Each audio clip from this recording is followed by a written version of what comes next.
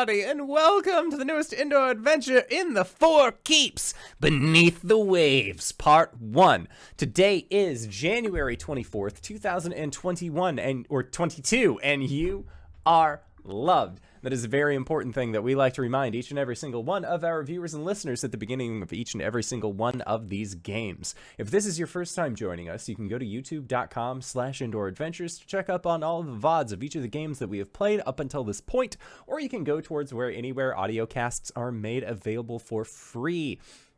You can find us there under the same moniker. And speaking of things that are being made available for free, if you go to patreon.com/indooradventures, you can check up on our after show where we answer questions not only from each other, but also from the community, which you can ask all of those questions in either the Twitch chat to the side, or there's a link there to our Discord. You can find us there in Questions for the Courts. Feel free to ask as many questions as you'd like. We will do our best to respond in kind.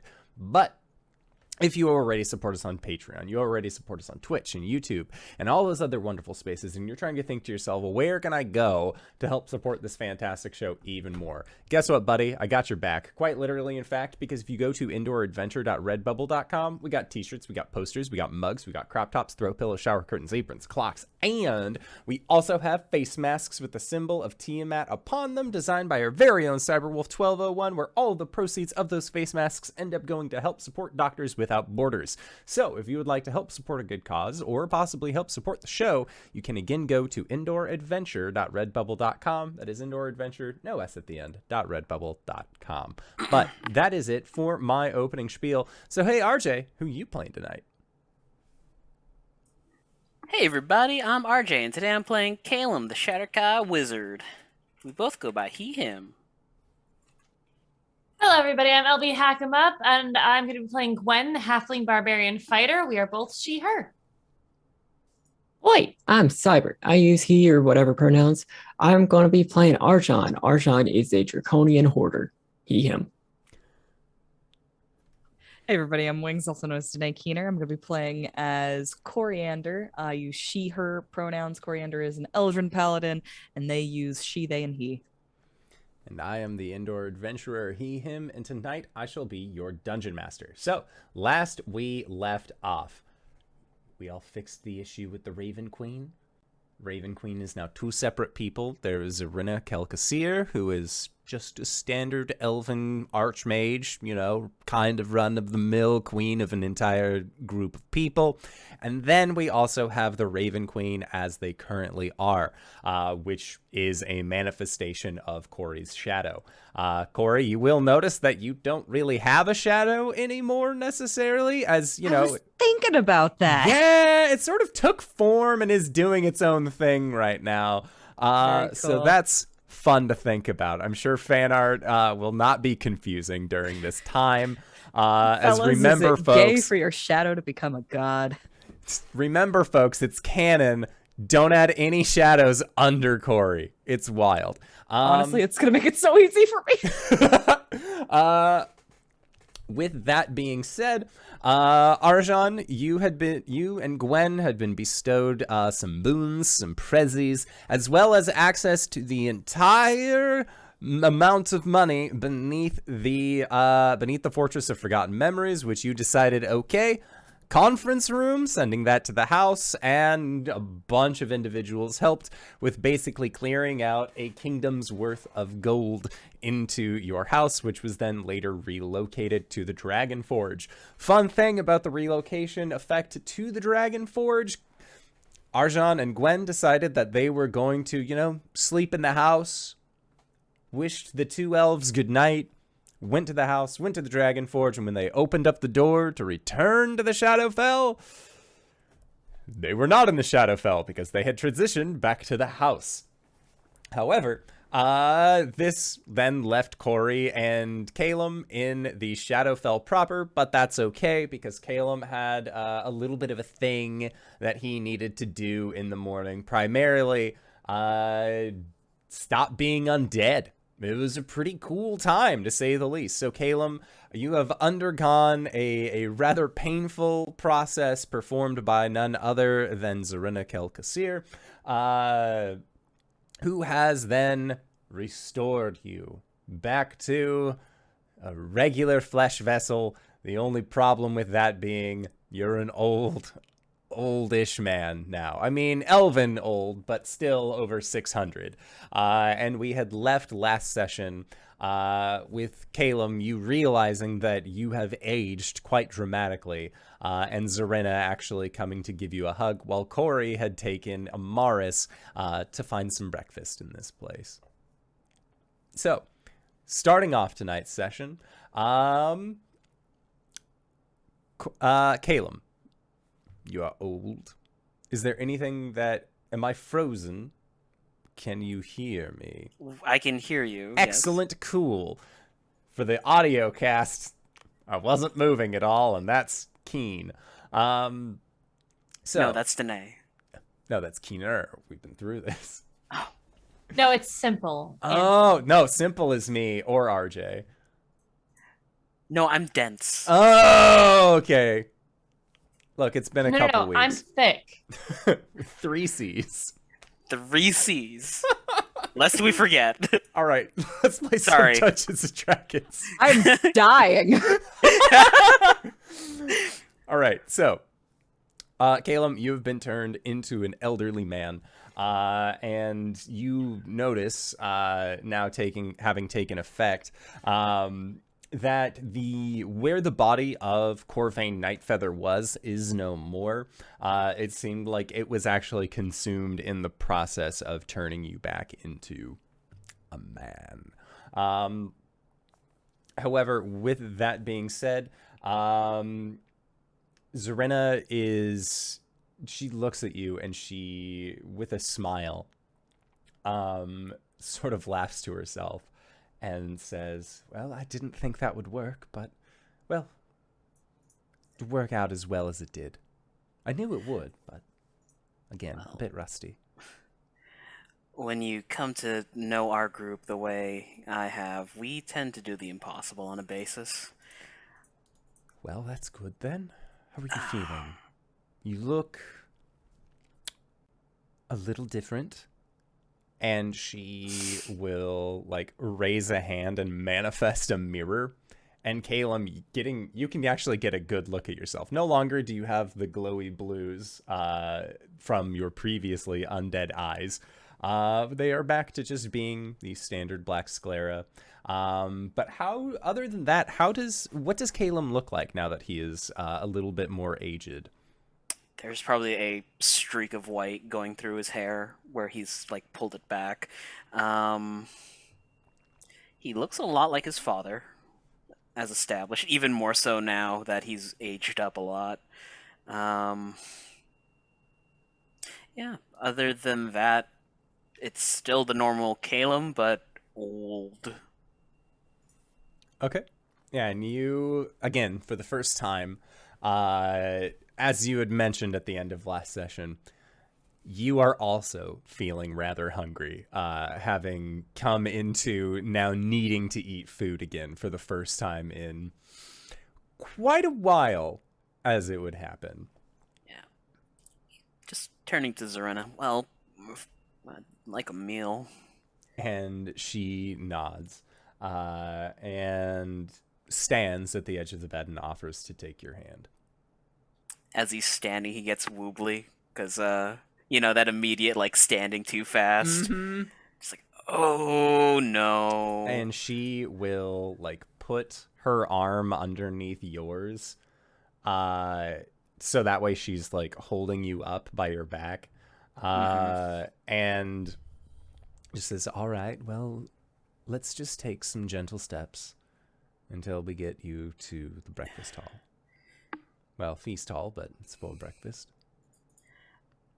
I think I might be regretting this little procedure.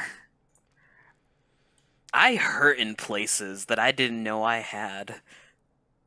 And she, at this, laughs and just says, welcome to getting old. And the two of you make your way to the feast hall. Cori, you are currently in the feast hall, feeding a young girl some breakfast, or at least trying to feed this young girl some breakfast. What are some foods that you have attempted to feed Amaris? It Stick is of literally butter. No, it's literally one food. It's bread with butter smeared on it and then sprinkles on top. Oh yeah, no. This child is like, nom, nom, nom, nom, nom, nom, nom, nom. Like you're offering them sugar, and they're like, this is perfect breakfast. Cori's made her, or rather, Cori is presenting mail today, so Cori has made his own with some peanut butter instead of regular butter. And like his are like all just pink sprinkles, and he's like, I think the pink ones taste best. And as you were saying this, and Amaris is in the process of like trying to grab the pink ones specifically off of her toast to like, taste test. Like she needs to find out. Like you said, the pink ones taste best. Maybe she likes the green ones. Maybe the white ones. Maybe the blue. You have to find out the variety on this kind of thing. She's investigating. And as she's doing this, through the doorway, you see Caelum and Zarina, but Caelum looks, albeit a bit different than you remember him looking. Hey guys, you want some fairy? Caelum? Hi. What in the seven? Zarina pulls a chair closest to the fire for you. Like glances back at the child and like censors himself. What happened to you? I got old, Cori. I got extremely old. Like looks to Zarina. It's all like, is this normal? Like I told Caelum, I'm not exactly an expert on Caelum will raise a hand. Due to my condition, Mistra had linked the overpowering of my spells to my life force. Like mid sentence, Cori just grabs Caelum's head and like presses a thumb into his forehead, and like tries to heal him. Like that's just what Cori would do. My God, you're old. Remove curse. Remove curse. Yeah. Nothing happened. Have you been helped?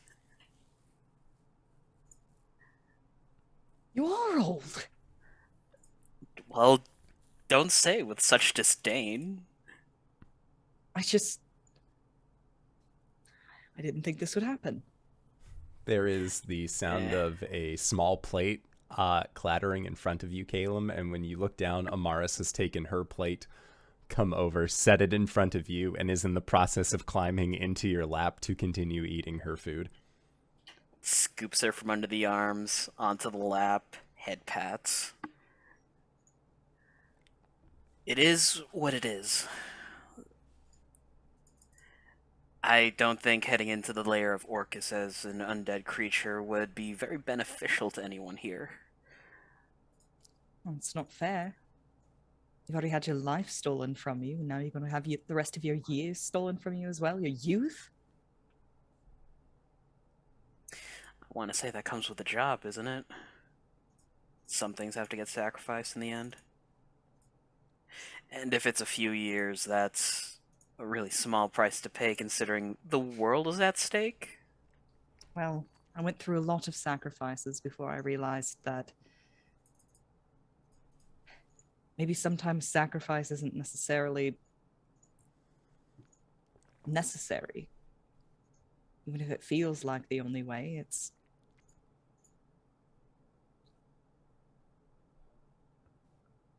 Well, it's not fair in any regard.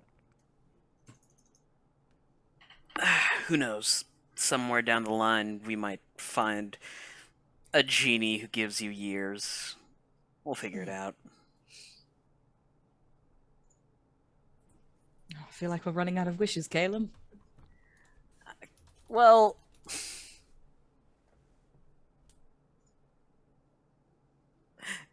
quietly, just starts patting Amaris' head again. We can only get so many miracles.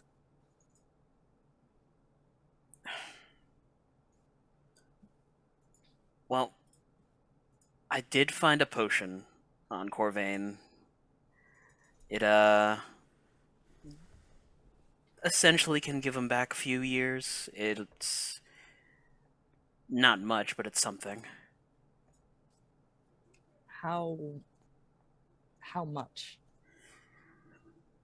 Well, depending on how much I drink, maximum 14 years. Oh, Though- that'll make you real spry. Though there is a small chance it might age me up. That's bad. You've never really had a lot of luck in those regards, Caelum. You don't have to remind me. Cori's gonna pass him some fairy bread. Oh no, I can't. Amaris tells you that the blue ones taste the best, contrary to what Cori believes. And like she's like telling this to Zarina and to Caelum, just like, I like the blue ones. And Zarina's like, who gave you this for breakfast? Like, she's not gonna say anything directly, but just like, oh wow, like thinking about like her childhood, what she ate, and then seeing what her child is currently eating. Her fucking mom's a vegan. Well, you know, at the very least, it's not a literal stick of butter. Caelum reaches over Amaris and plucks a blue sprinkle off and just pops it in his mouth. It certainly tastes better than anything that has been available in the Shadowfell. Well, if you don't want fairy bread, you look like you haven't eaten in years. What can I get you? Applesauce, tapioca? You want to get hit? Just because I'm old doesn't mean I can't hit you. I'm not hearing any applesauce. other options. Applesauce and pancakes sound really good, though. All right. Cori will retrieve some food for Caelum. Okay. Sounds good. So while you are retrieving food, we're going to go back to the material plane for Arjhan. You've just had this has like been the best night's sleep that you have gotten in so long. Resting amongst your piles and piles of gold and platinum and jewels and all sorts of other fun trinkets. Oh, shit. From down below, you hear the sound of metal on metal clanging away.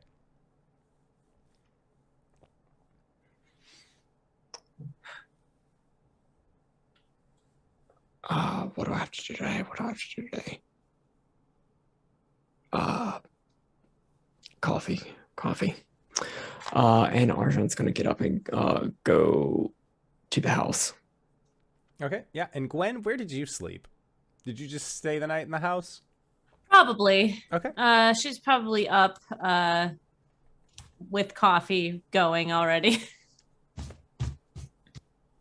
Just with her mug sitting at the table, letting the caffeine just take over.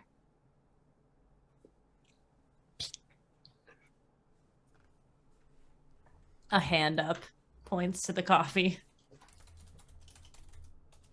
Without a word, just goes over. Sits down. Sips. Are we going somewhere today? I thought we were going to your tribe. Yeah. I just didn't know Yeah. if there's anything else you needed to do here or anywhere else. Not really. We should try to call Cori and Caelum again. Yeah, is that gonna work? I'll try. Okay. Make that roll. What's the roll? I believe it was... Percentile? Yeah, it's a percentile, right? That's E. I think so. Then it's anything above... Like, it's like a 25% chance of failure. Okay, I got a 48. Okay. Success! Caelum, we So I have the house over at the Dragon Forge. I forgot that I could not make the door again. You have a silver handle, right? Caelum perks up in his seat. Yes, we have a silver handle. We'll meet you in a few. Arjhan, tell him he's a nerd. Cori says you're and it cuts. Do Cori or Caelum have the key? We need the key too, huh? In order for the silver handle to work, you need the key. It's okay. I have plane shift. Comedy of errors. Also, it's a 5% chance of failure. Okay. Still good. So, did you get through? Yeah. Wait, sorry. They said they'll come in a few. Oh, sweet. Okay, cool. Oh shit, they need a key. No, what? Caelum has plane shift. Oh, okay, good. So breakfast. Breakfast. And you handled all your business. Can we go after breakfast? Yeah. Maybe just stay until the rest of the party gets here. Okay.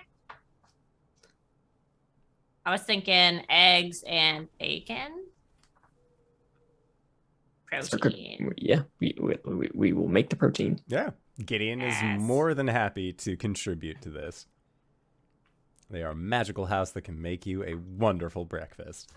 And because it is the most protein demanding people, it is just mountains of both. Like you can literally Yes. like grab a handful of bacon and there is like a slight dent in the mountain that has been made here.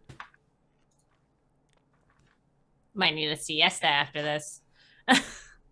Second cup of coffee. That's really what it's for. There- The first there is you to go. wake up. The second is to help digest.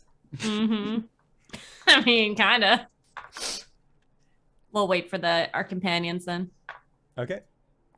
So as the two of you are enjoying your breakfast, waiting for your companions, back in the Shadowfell, Cori, when you are going around looking for food, specifically some pancakes and applesauce for your companion, the Raven Queen ends up meeting you as you're attempting to look, and she sort of just asks what it is that you're in need of. You kind of explain the food situation with Caelum. And she will go and then meet you in the feast hall as well, to then just kind of create this food from the shadows for Caelum. And then looking at this small group that she has here, she says, really, there's no way that I... Thank you all very much, again, for everything that you've done here. Feels good to, not any offense to you, Zarina, but it feels good to not have to fight amongst myself again. And I have you all to thank. There is the sound of soft snoring from Caelum. Well, if you're feeling nostalgic, we could always spar. If that's something that you're interested in, I am more than willing to fight. I think Cori smiles a little bit like, oh, I was just joking, but there's like a glint in his eye, just of like curiosity, just sort of like, I mean, only if you want to. And Raven Queen, like they sort of, they laugh at you a little bit and just, how about this? Give me some time to get everything situated. And then once that happens, then you can challenge me. I'm still in the process of getting back to the way that I was. Oh, no, I see how it is. Wow. Wow, look at you.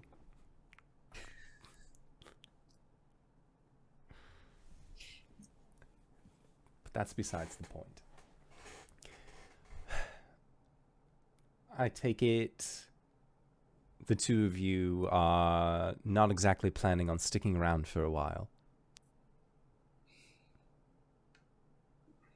Huh? Oh, welcome back. What? When? Caelum, we've got about a month until Oliviette makes it to her destination. I am aware of that, yes. So what all do you need to do before then? Well, if we meet up with the rest of the party at the Dragon Forge, I can get Gwen's armor off of her and probably attempt to convert that from fire to resist some form of necrotic damage. All right. How long will that take?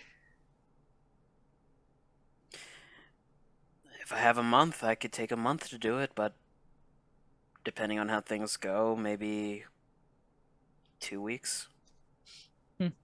My father should be plainside, actually. If you had help, would it be faster? Of course. All right, we'll go pick up my father from the Grove of the Hermit. Yes. All right. Well, we should probably go as soon as possible then. Well, I was going to say that if you're going to be in need of something to do for a month, you're always more than welcome here. I do understand it is a little bit dreary, probably looking for a little bit of sunshine. However, offer still stands. But if it is to return to your party, then that is something that can be done easily enough. I do have the spell circle of Gideon. You could drop us right off in the house, flipping through his book. Well, that makes things a lot easier then. Spooky Cuddle, thank you for the follow. Spooky cuddle! How long would it be to, or how long would it take to establish a spell circle here? A year of constant casting. Hmm. Though I have heard tale of a spell that makes other spells permanent. I could research into that. Do you have wizards in your court? Cori says to the Raven Queen. We did. One of them was his... And she says, we did. And then Zarena, you still do. And Zarena says, if it's something like a spell circle that you're interested in, that I can manage. Oh. We'll Apologize, take Miss Zed. I didn't know what your plans were. Didn't know if you were I going to stay here or... haven't exactly been myself in a millennia and a half, so I think I'd like to spend some time with my daughter and see what it is I did exactly during the time that I was not entirely myself. I'll be kind to yourself. I'll try my best. And also, it would be really nice to have a spell circle here. On account of the fact that I have to come here and kick my sibling's ass. And the Raven Queen laughs at that. And then you can try. Sure would like to. You technically already have, but who's counting? I didn't realize it until the moment, but like the sibling rivalry is real. Like I want to wrestle. Yeah. Wrestle and the Raven Queen. That's a new bard standard for sure. Yes. Okay. Is there anything else that we should pick up here before we go, Caelum?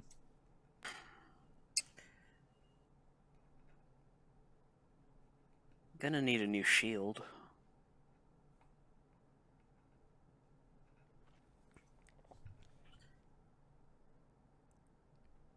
The Raven Queen looks at you and asks, well, I can, or says, rather, well, I could always find you one. Won't be as fantastical as maybe some of the shields that you're used to, but at least it would be a shield. That works. Thank you. She nods. Caelum turns Amaris in his lap. Coriander and I are going to have to go for a while. You're going to spend some time here with your mother. And she looks at you, and while you may have been expecting her to put up some sort of protest, Amaris is familiar enough with the shenanigans that you and your party get to, and she just sort of steadily nods, and then gives you a big hug, and kind of like buries her head into your chest and says that she is going to miss you. Well, I'll be back soon enough, and we can pick up on a new book. And you see that she just has the biggest smile when you say this.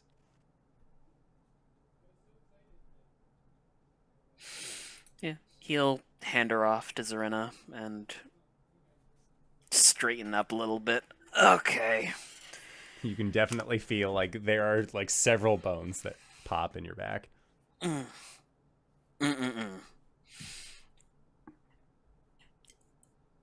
If my time with the party hasn't been experienced, this certainly is going to be one. To Cori. I'm sure it will be. Oh. Is there nothing we can do for him? Like, turns to the Raven Queen. It's like, we can merge worlds, but we can't, solve back pain. Merging worlds, to be fair, was an accident. Wasn't exactly something I was... Oh, you're meaning... An accident? You asked my permission. I was thinking of the other thing that happened. No. No. Yes. Well, I'm thinking about the things that we actually did do. Well, if it's things that you actually did do, there was the time where he turned into, what, a 14-year-old? I had nothing to do with that. No, you didn't. But you spoke to the weird red-cloaked man. Oh, please don't make me go back to things that make me say, that wow. could write your age. Hmm. In some form or fashion. No, that is interesting. That's a good point. Caelum, do you think Thread Twister, that was his name, right? As Cori is speaking to Caelum, he's got this 1,000-yard stare and just staring off into the middle distance of the feasting hall. There is like the Nom flashback, but it's all the weird shit that you've seen, like frogs eating people, like reaching up through the floor. There was one where he was coming out of a toilet screaming. Yeah. I feel like I've never actually properly met this fellow. I've always been curious. We'll discuss it with the party. All right. One way or another, we'll get you your medicine. Pat. I like how Cori is just treating him like he is ancient beyond repair. Like, okay, Grandma, let's go get you to watch some TV. I saved the multiverse with my friends. Sure thing, old man.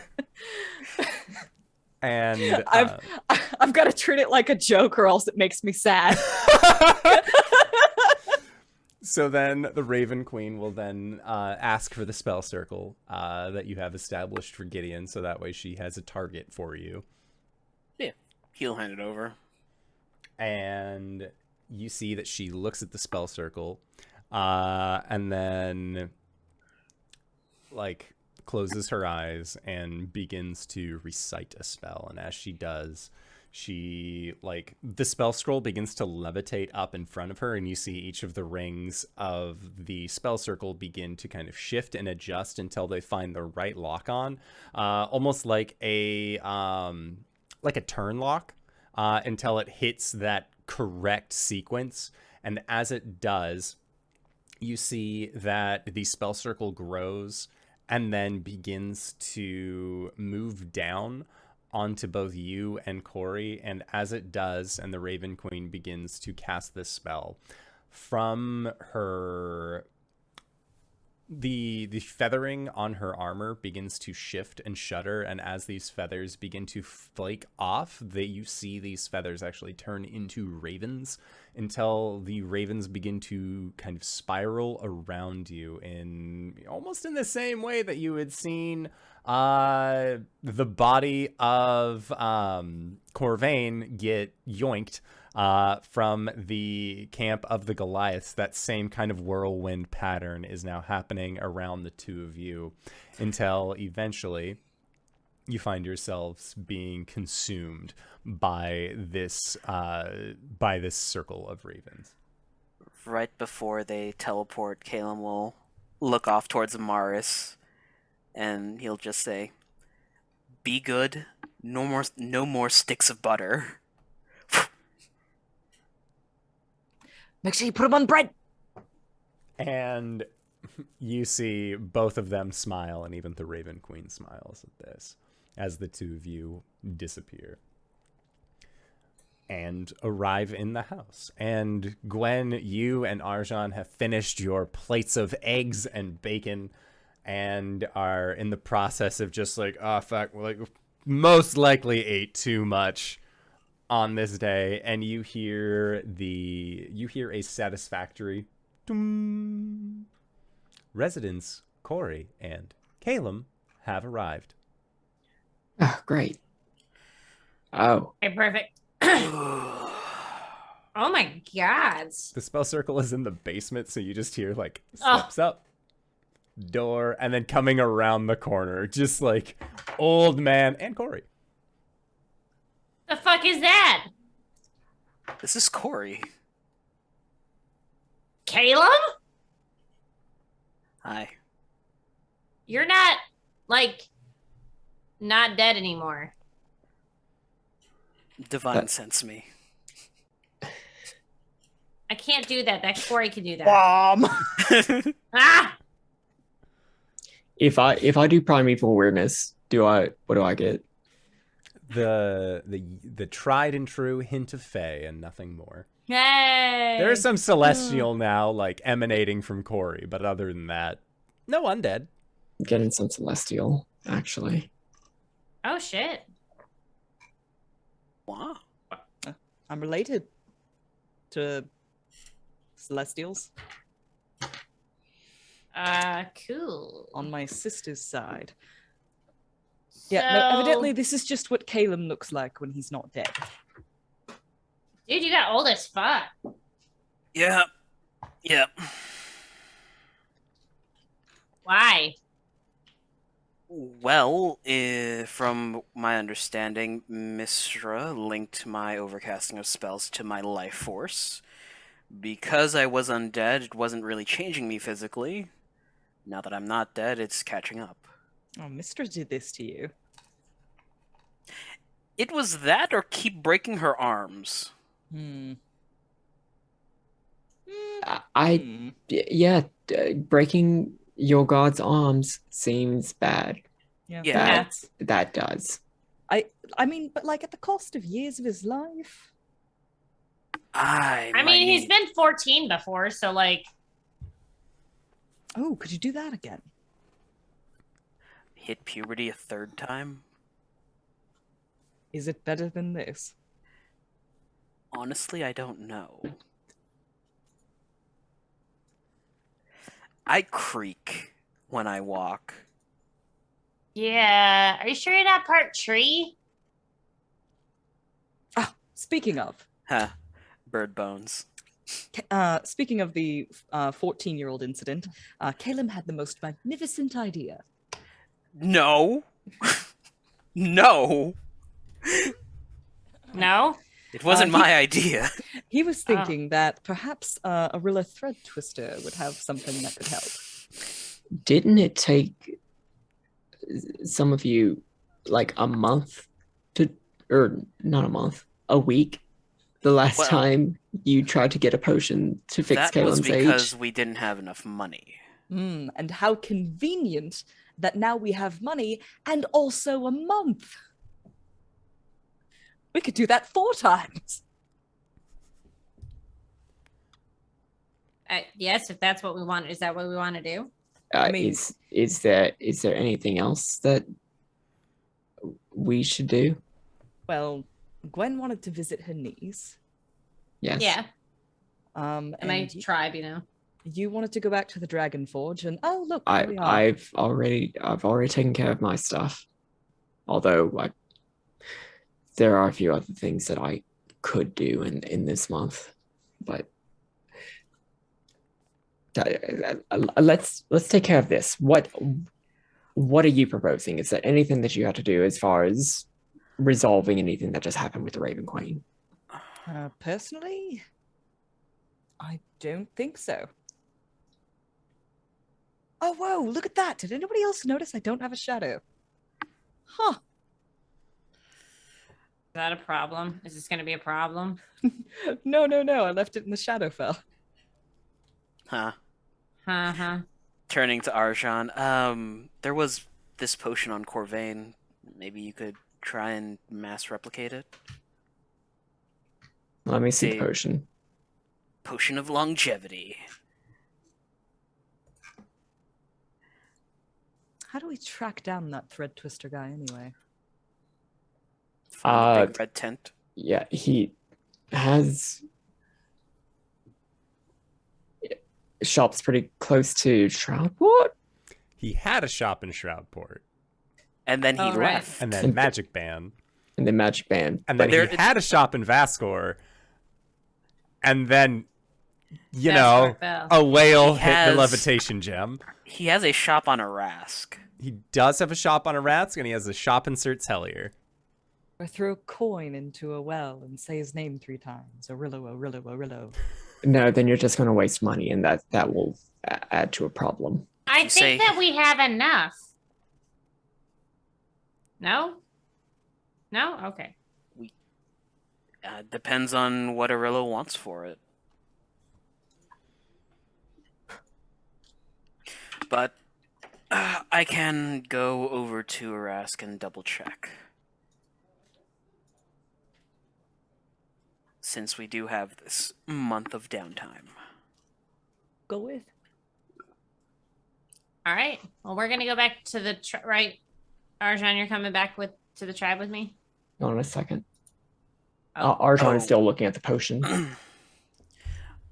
Gideon, is there a way to replicate the key that summons you?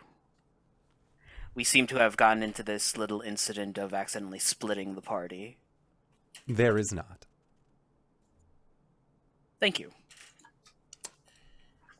I would not be able to replicate one of these within a month. That's fair. Well, I would need 12 and a half weeks and 10,000 gold pieces ugh. worth of materials. We'll check with Arillo then, and I can use this just in case. In Orillo, time travel. No. Dimension hops. Oh. Then what use is he? So you guys are going to Arask. We're going to go to the tribe and meet up in a month. Maybe sooner than that, if anything. Sure. I doubt we're gonna spend an entire month on the Isle of Rask. Of course. I Uh, imagine we'll touch bases sometime in between. Meet up, do lunch. While you're on Arask, Yep. Maybe find out what he knows about this place that we're supposed to be going, which I definitely remember. Vault of Glass? That That was not the name I gave it, but that sounds cool as shit. No, Vault of Glass is the Destiny raid. Sorry. Oh, that's why it sounds neat. Oh, It's a Destiny. vault of something. Yeah. Did I write it down? I must have written it down. Hold on. I don't think I ever actually gave you a name. I just Wait, said it was what? under the water, and I just called it a vault offhand, and y'all have been like, "Oh, so it's a vault, eh?" The Noctua's in chat. Noctua, what did we name it? Nice. Lawkeeper. Lawkeeper, bring us the law. We love you, by the way. So much. We do show them some respect.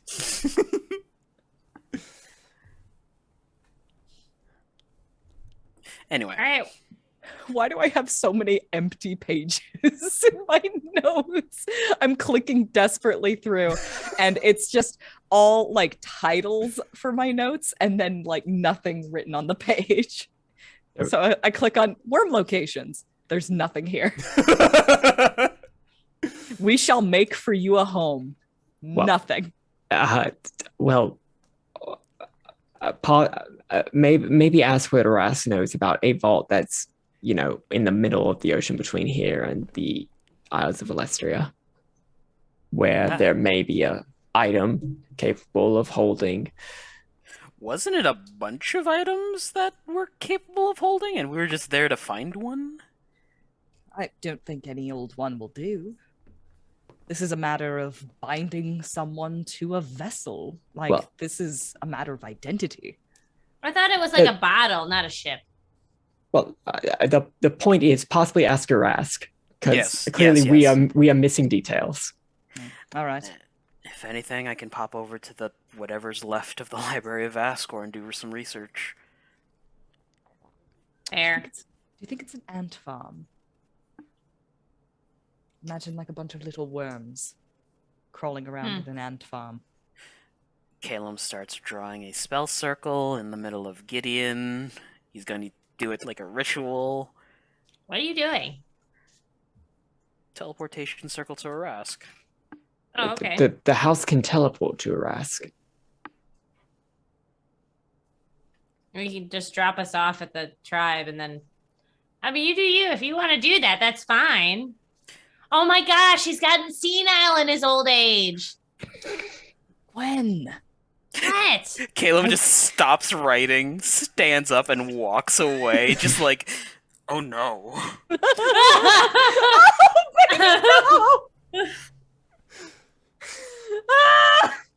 That's all right. Most Goliaths don't make it to that age.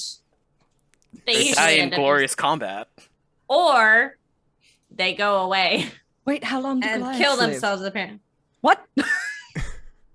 yeah. Remember, we watched it. No, they go to the Shadowfell. Oh, right. You didn't see the. Yeah. So when they go to the Shadowfell, I would like to leave this conversation right Gwen now. informs you as to what happens when they go into the chasm. That's so awful. I know, circle of life. I'm sure your people have, like, do you just turn to dust or something? No. Oh. Actually, in the 4th edition podcast I used to listen to, whenever an Eladrin died, they turned into flowers. It's like the See, that's Mega fucking Man weird, too. explosion, but just Pew, pew, pew, pew. Well, like, it was sad. It was sad shit because, like, they'd find a bed and it's just, like, a pile of flowers in there. And it's all Oh. like, oh, God! that is very sad. Grandma! All right, so this is the greatest thing I've ever done to this party is make Caelum old. I'm just saying that right here. However, so the split is Arjhan and Gwen, Goliath tribe, Caelum and Cori, Arask, Yeah. getting the house left with them. And a rest. We have the key, right? We The- have a way to get the house if we need One of us has the key. Yes, Okay. It wasn't Caelum. Arjhan has the key. Okay, fair. So we can pop the house over to the tribe. Listen, just drop us off at the dragon, at Arask, and then afterwards we'll spend a day there at But least. if we teleport the house, We are stuck there for a day. The house can't move for 24 hours. Okay. Do I have a spell circle for Rask? We could possibly use the spell circle for Rask then. You didn't forget. But we can't do that because then the fox will eat the chicken. Shit, we have to put the grain of rice first with the fox. Send it over. No, the secret to this is that you have to constantly babysit the chicken. The chicken is the problem. The chicken will eat and the chicken will be eaten. You have to prevent the chicken from doing either of those. That's a fun Am reminder. I having a seizure? What the hell is happening? It's a fun reminder. There is no spell circle on a Rask. Okay. You have a waypoint with the house.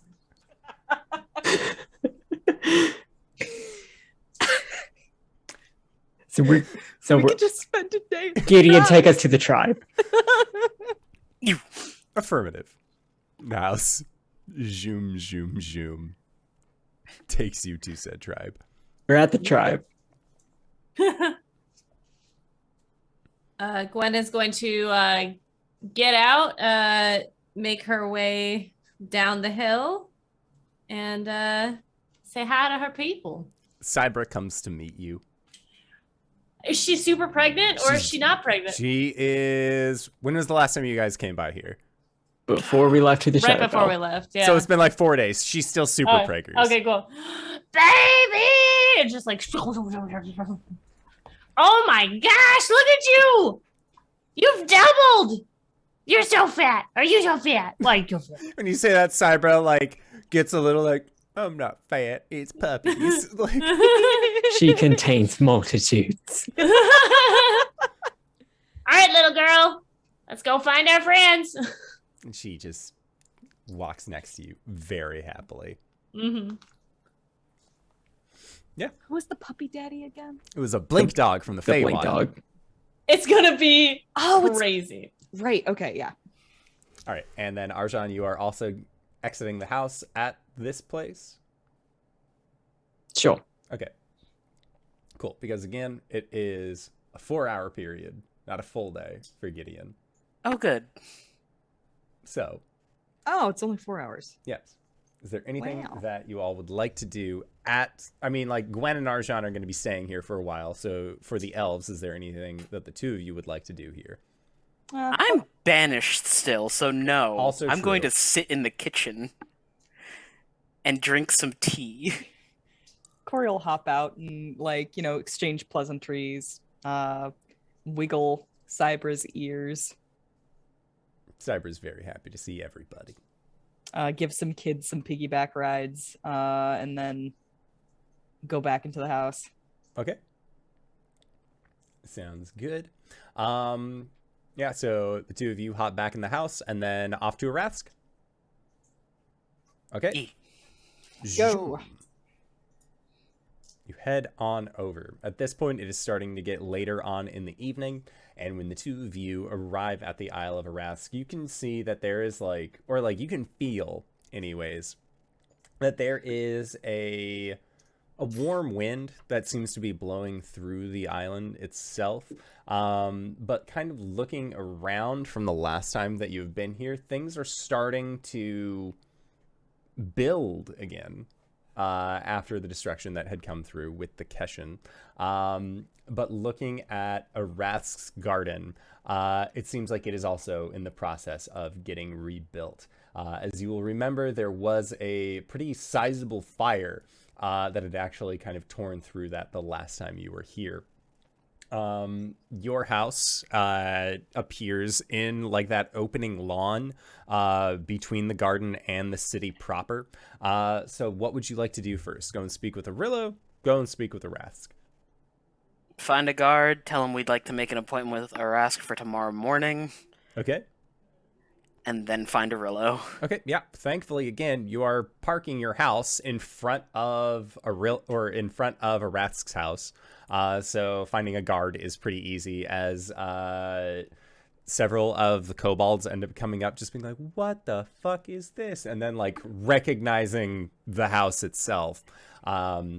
And then you let them know, like, yeah, we want an appointment with the Rask first thing.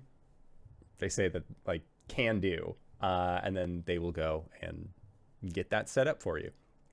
In the meantime, going to go and speak with Arillo.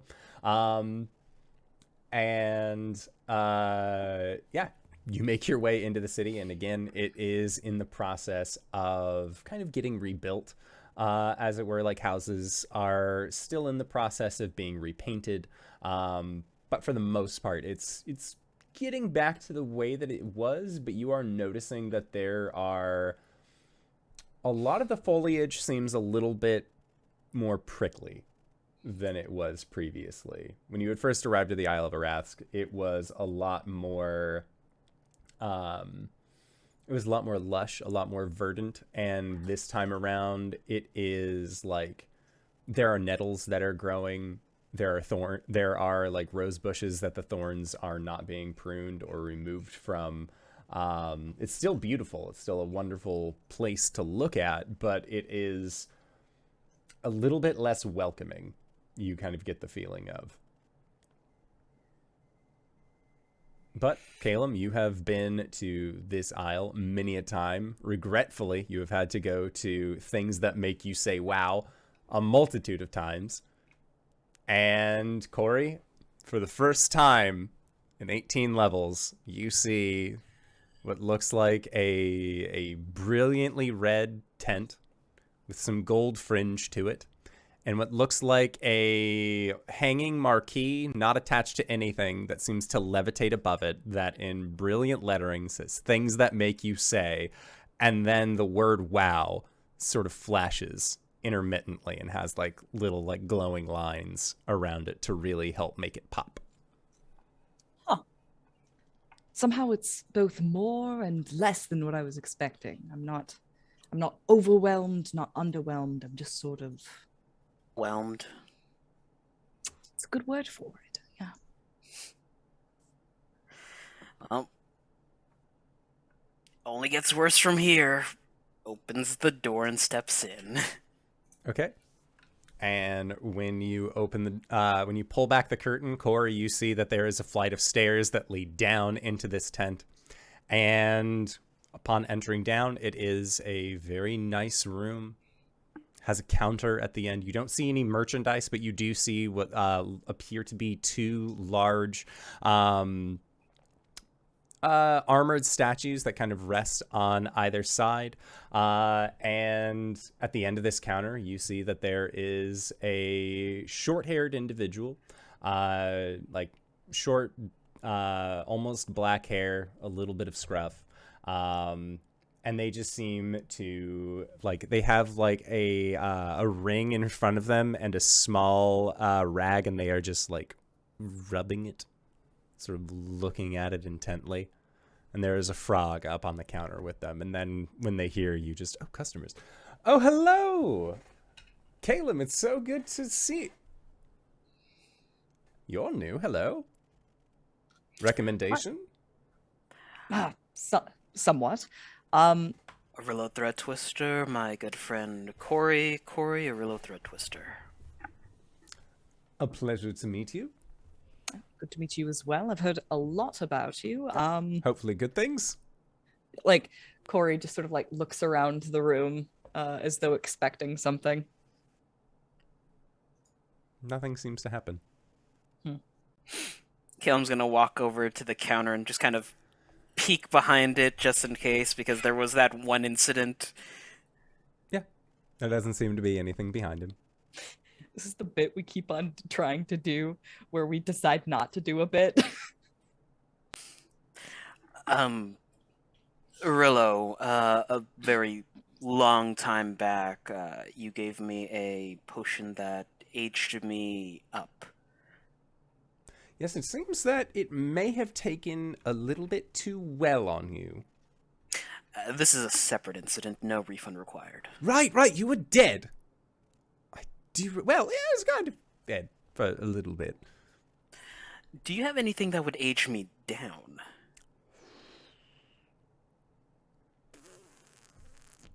I think so. Yes. Definitely do that. Insight check. Make an insight. 16. 16. This is either like the new guy equivalent of Arillo, Oh, baby. or this may not be Arillo. You're not sure. There's something about him that doesn't seem like the other guys that you. Yeah, there's no flair. He's very, like, normal. I like this Arillo. How does, And that pings off so many red flags in my head. how does Ripe feel about this person? Rife, if you confer with them. Rife just like generally doesn't seem to like this guy, but can't explain why. Well, Rife was right about the bird. So Cori just sort of like squints at him and does another divine sense, somehow using more resources during our time off. Nothing pings. Nothing? No. That's almost more suspicious. Okay. Would you happen to have a price point on that potion? Well, that really depends. I'm assuming a lot as far as how much you want to, like, knock off Yeah. on the years. So,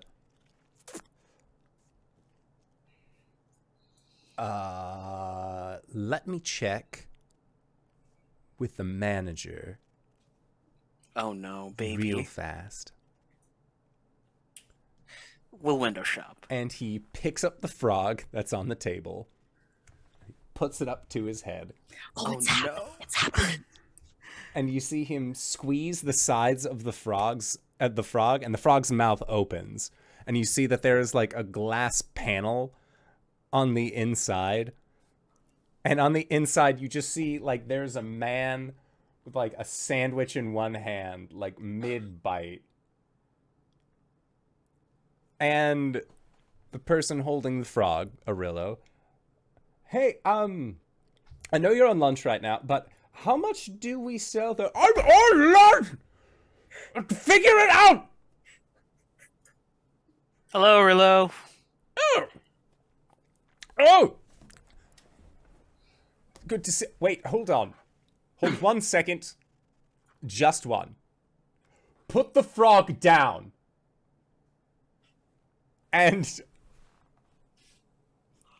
puts the frog down. And then there is a there is a pause, and you hear from the frog, "Say it." And the Arillo standing before you kind of like slunches down a little bit. And says, Oliro. And as he does, you see that the robe that he is wearing, like, splits open from his chest and wraps around him. His facial hair seems to cover his entire face, and then peels back to reveal Arillo, as it seems like he has, like, just inverted into the person that you needed. And just, yeah, sorry about that. No, anyways, I was in the middle of lunch. I do apologize. Oh, are you a Rillo? Yes. Was that did that guy say Aliro? Yes, it's my name backwards. It sent him back to, the meeting hall, as it were. He's new here. He's not really from... Look, it's fine. Don't worry about it. No, I understand when people are new. You know, you've got to give them a little bit of time. He interrupted my lunch. It was on pumpernickel bread. It means Oh. fart bread in some languages. To be fair, it was us who interrupted your lunch. It is true. I And don't know you're what the to do one with who this left a information. trainee, a green bean, as it were. Look, the nights here aren't exactly popping in terms of sales. Look, the way that we're able to manifest as often as we are is that we have places all over the place. People are spending lots of coin in places that are not here most times. Well, I'm a knight. I've decided to pop in. My friend's old. What can you do about it? Well, we do have an anti-aging cream, which we should be able to get you a hold of.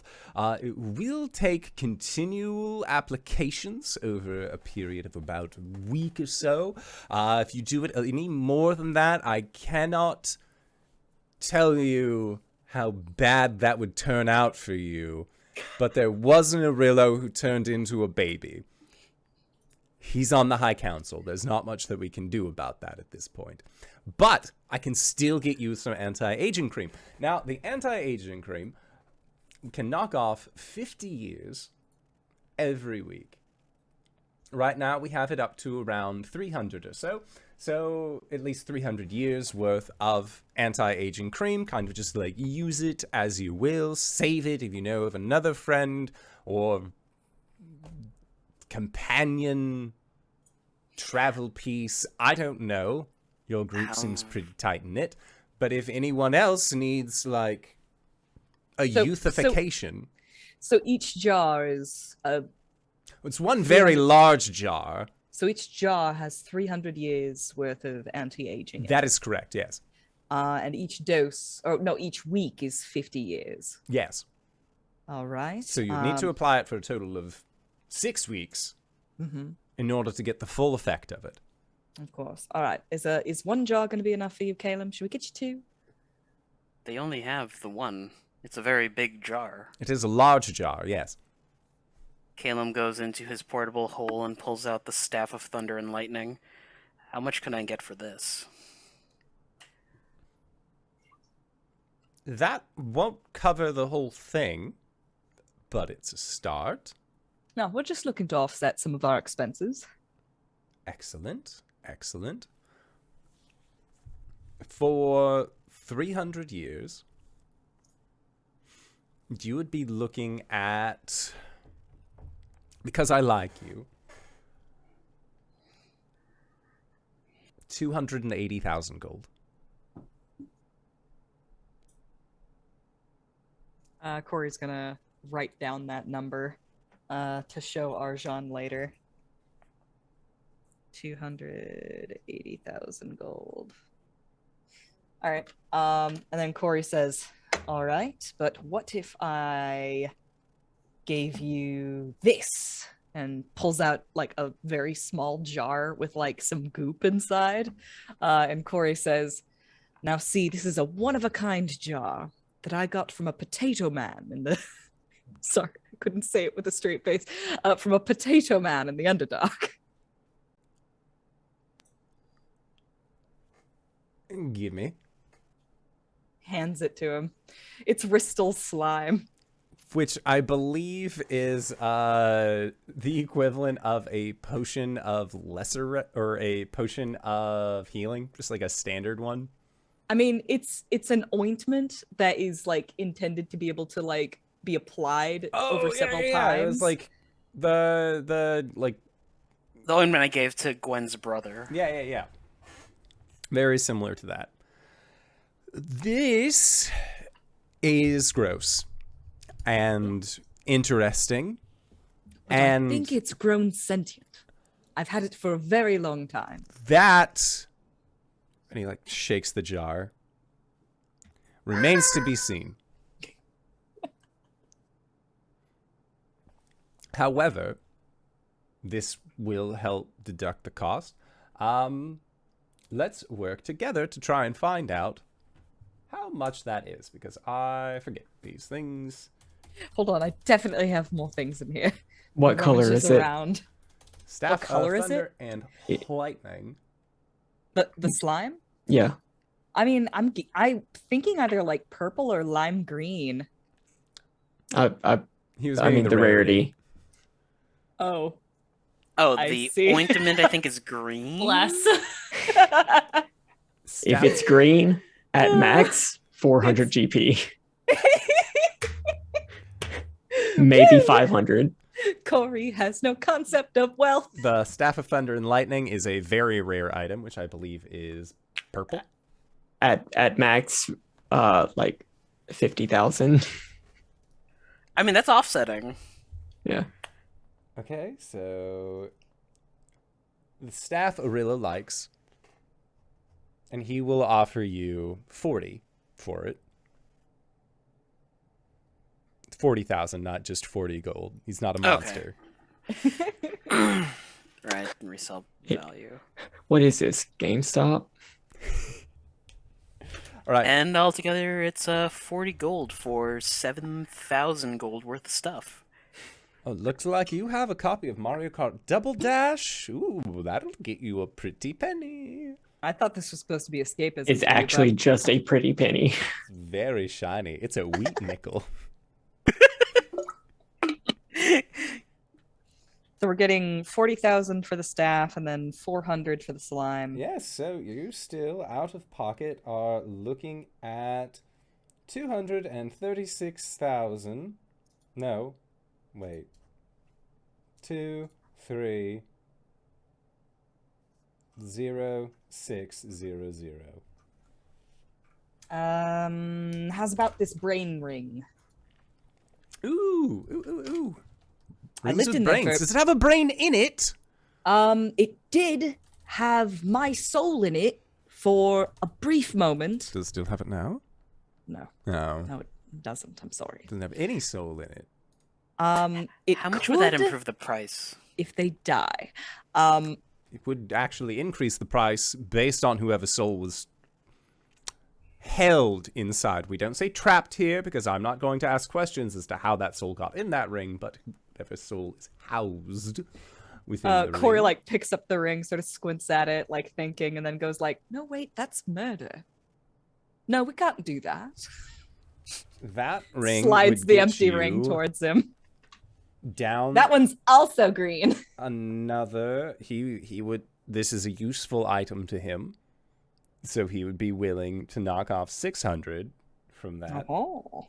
So then you owe him 230,000 gold. Oh my god. We thought this was the downtime episode. No, it's the shopping episode. Right. We're gonna confer with our accountant, probably back in the morning.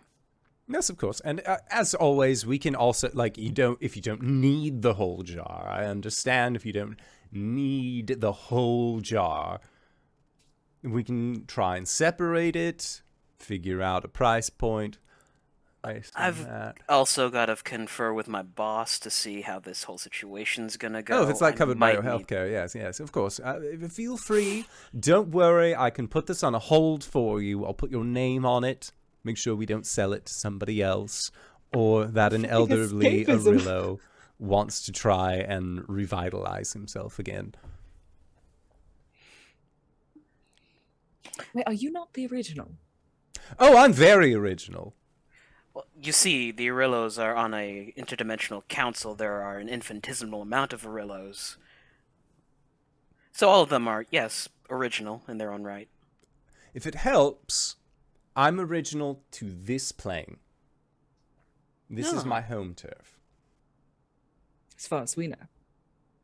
Winks. Cori smiles a little like, haha. That made me feel smart.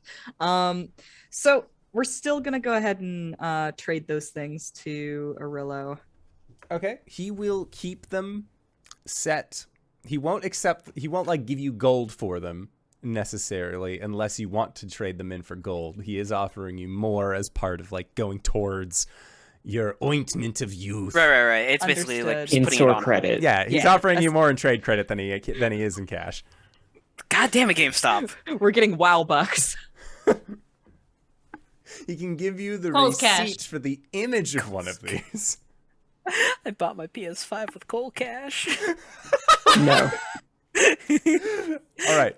So, as the two of you are deciding what to do on that end, Gwen, you and Arjhan are here at the Goliath camp.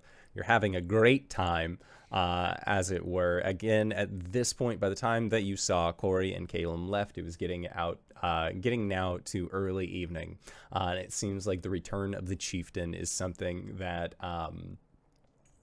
the people here are all very much like, to them it is cause for celebration. They understand that you are often on your own adventures, so there is a feast that is currently planned where, Gwen, you are like, there is like a special chair that has been made that is sized for you, but that is like on a much larger pedestal, so that way they can set it up and then you can tell everyone about your journeys, about your travels.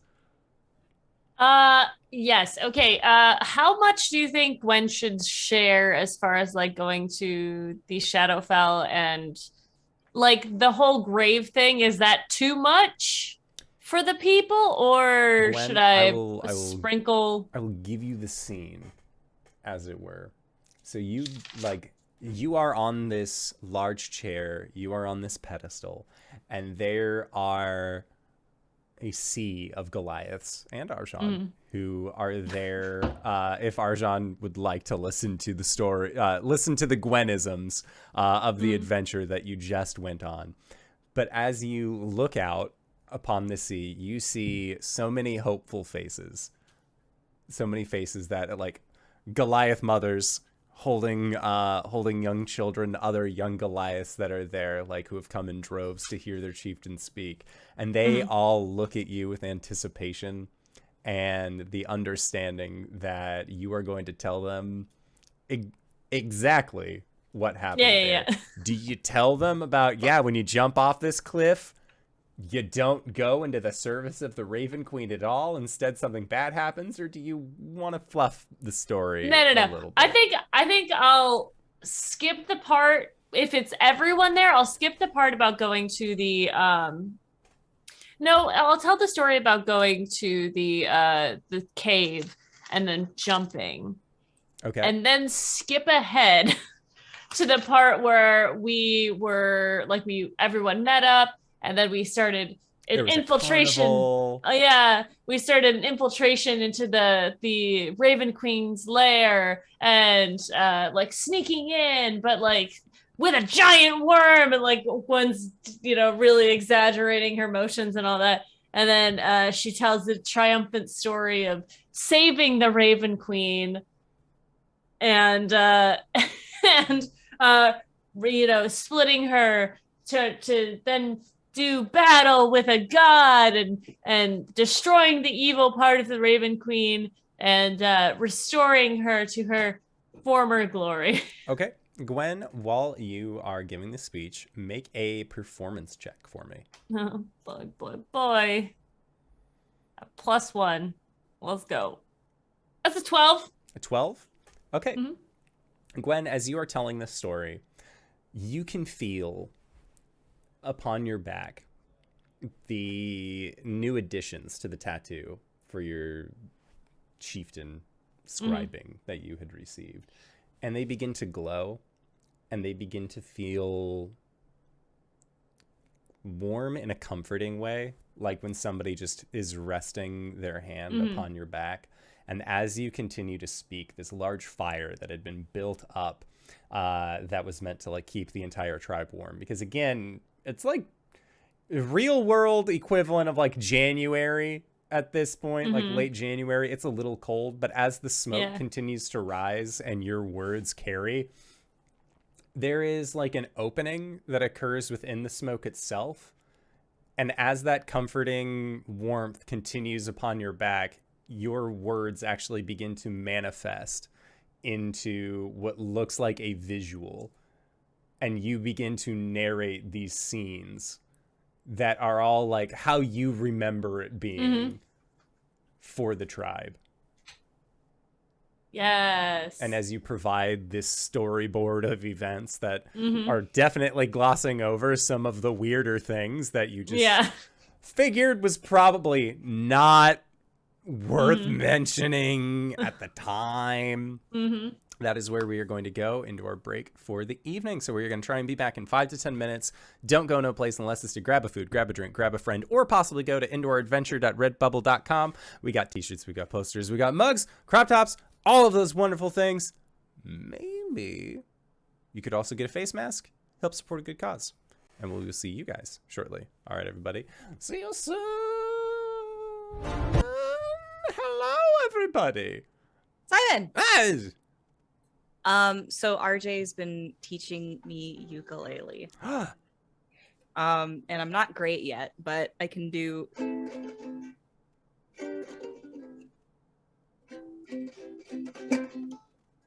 Okay.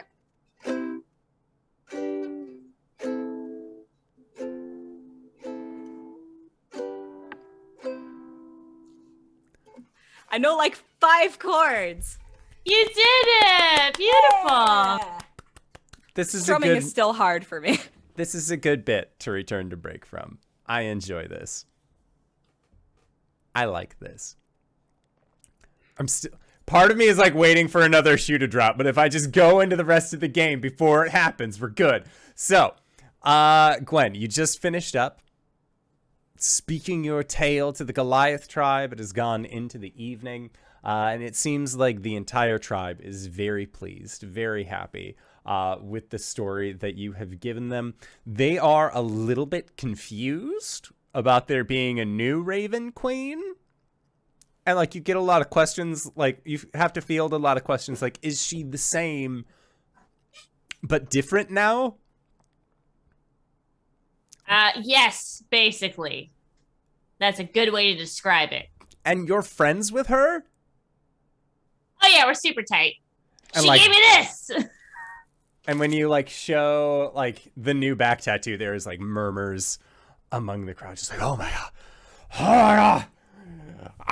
Like, our chieftain is blessed by the Tempest, good friends with the Raven Queen. Wow, wow, wow, wow, wow, wow. What a great chieftain our current chieftain is. Yay, yay, yay. Very excited. And Chua, at this point is actually next to you, Arjhan. Unless you had gone off at any point during the retelling. No, I'm still here. And she just sort of like looks at you and gives you the eyes like, is this actually happen? More or less, yeah. She nods. She's satisfied with this. Yeah. I will go over to Chorizo. Is my niece still awake at this point? She is still very young, so she got swaddled up, and it looks like she fell asleep during the story. Okay. I will go over to Chorizo and so one of the things I kind of glossed over in the story was when I went to the cave, I saw Dad. And he just sort of like stiffens up a little bit and just, and how is he doing? I mean, he's kind of bored, but he's great. I mean, he's getting old, but it was kind of weird, to be honest. But I told him about you and about your little one and the situation, and you know, typical dad, supportive and excited. And he gave me this, and she pulls out the wooden sculpture that she was given. And Chorizo looks at it, and he takes it, and there is a moment of pause, and then he looks at you, and you can just see that he has like tears coming down like the sides of his eyes, like he's not trying to hide it at all. And he, like, you can see, like, bites his lower lip and nods. And then gets down very quickly, like, drops to a knee and just gives you a hug and says thank you. He wanted me to let you know that he's very proud of you. And he pulls back and says, the only thing that you are better at being than chieftain is a sister. Yeah, I just try really hard, Well, you're doing a great job. Thanks. I'm gonna be here for a while, so if you want to, catch up and hear the full story, because boy, things are weird. Maybe once this one gets put down for actual bed and isn't going to stir if things get spooky. Yes. All right. But I gotta say, that was probably the coolest thing that we've done. I mean, it was pretty freaky, like as far as like, the whole splitting a god in two thing, but like most chieftains split trees in two and people think that they are like hot shit, Yeah. I mean, I want to make a good impression, so I just, I think you're doing a pretty good job. I try, I just want to, yeah. And Teresa just like palm on top of your head, just like shaky, shaky, shaky, shaky. Thanks. Well, let's talk about it later. Let's get drunk tonight. Let's get hammered. Woo! And when Teresa starts yelling this, and then like oh shit, baby, and he's just okay. I will join you in the getting hammered in like 10 minutes. I'm so sorry, and like you see him like sort of like bouncing up and down as he like makes his way away from the general revelry. Oh, Harbinad, my sweet baby. Okay, all right. Where are the drinks? Free flowing at this Hell point. Yeah. Arjhan, a feast seems to like erupt in front of you. Like people are just like bringing food out of tents. Like seems like they were ready for a feast to arrive, but like it just seems like they're just like pulling it out of wherever at this point. Interesting.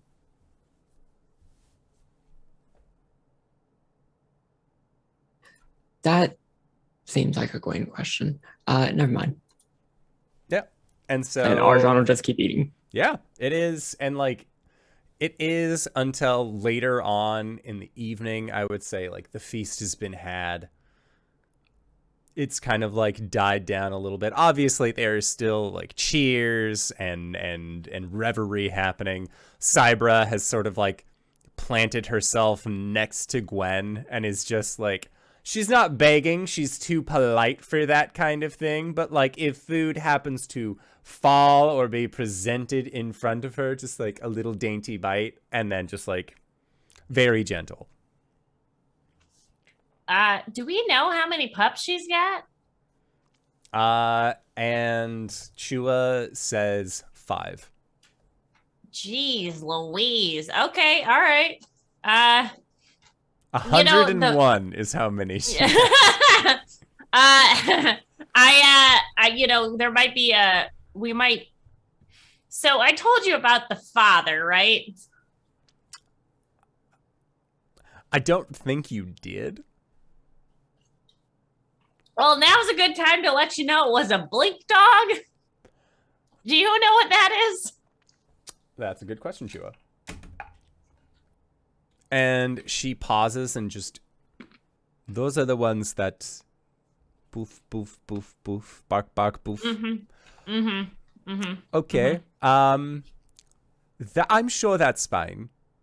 Yeah, I'm just thinking, maybe when Caelum and Cori are done where they are, I'm gonna contact them tomorrow and see if there's something that we can do to like contain them better. Because the cage might not work. Well, thankfully, we do not cage our animals here. Right. But, like, to keep them from just, like, wandering everywhere. Motions towards Cybra. She will That's be fair. a good mother. Yes, she will. And if not, Normally, as you may be familiar, when there are Goliath children and there are new animals, pair the child with an animal. They're so lucky. Obviously, for your niece, I am going to Mhm. assume that you are going to want to pick whichever one you want the most. Yeah. But Probably the runt. we will figure something out. Yeah. Yeah, so like tomorrow, I think we should you, me, and at least Teresa should speak and then about there's I told the truth, but like there's other things to the story that we might want to discuss. So Okay. having Should the to rest do of the with council know about this? Is this going to be like a big game changer thing where if you tell us and it's like a super secret and then that secret ends up getting out, it would cause like a schism and we need to be a little bit more open about telling it to begin with? I think that everyone should know. I think you should probably be the one to tell it in the correct way. I will just tell you what I saw, and then we should determine what to do with that information. Okay. I will take your word for it. Yes. But yes, I think the council should know because I think something needs to change, but also I don't want to just decree that something should change that without council, That seems like the right thing to do when you have a council of people. Yes. Exactly. Yeah. Okay, cool. Yeah, but for the rest of the night, you're off duty. Get drunk. I will Do what you know. I will have a few drinks. Yeah, that's right. Hell yeah. Okay. I'm going to go finish that keg and then I'll see you tomorrow. And she looks at the keg, like looks at you and just like shakes her head and laughs. Like the keg is obviously like about the same size, if not slightly larger than you, because it's more of like a cask situation than like the metal keg. Mm-hmm. Oh yeah. Oh yeah. All right. And then Cori, Caelum, the two of you wanted to message Arjhan this evening. So Arjhan, you're in the middle, like the feast has wound down. Like there are people still, like they'll come up to you and be like, oh, is that really what happened? And you just kind of like smile and nod, let them know, yeah, it's pretty close to it. Just sort of like enjoying some quiet time where like, it's like almost like being at a cafe in a new city. No one knows you. No one really has any expectations of you. You can just sort of like sit and have a moment to yourself. And then you get a message on the business line. Hi, Arjhan. Checked in with Orillo. Will cost around 250 K in gold. Do we have the funds? I imagine that when this number is given to Arjhan, there's just a look on his face. It's There one of those like absolutely record is. scratch. Like you're probably wondering how I got here. It's 239. I rounded up. This is a significantly larger conversation than I am willing to have at the moment. Pick me up tomorrow when I'm more sober. Caelum will just use his clasp to ping a thumbs up emoji.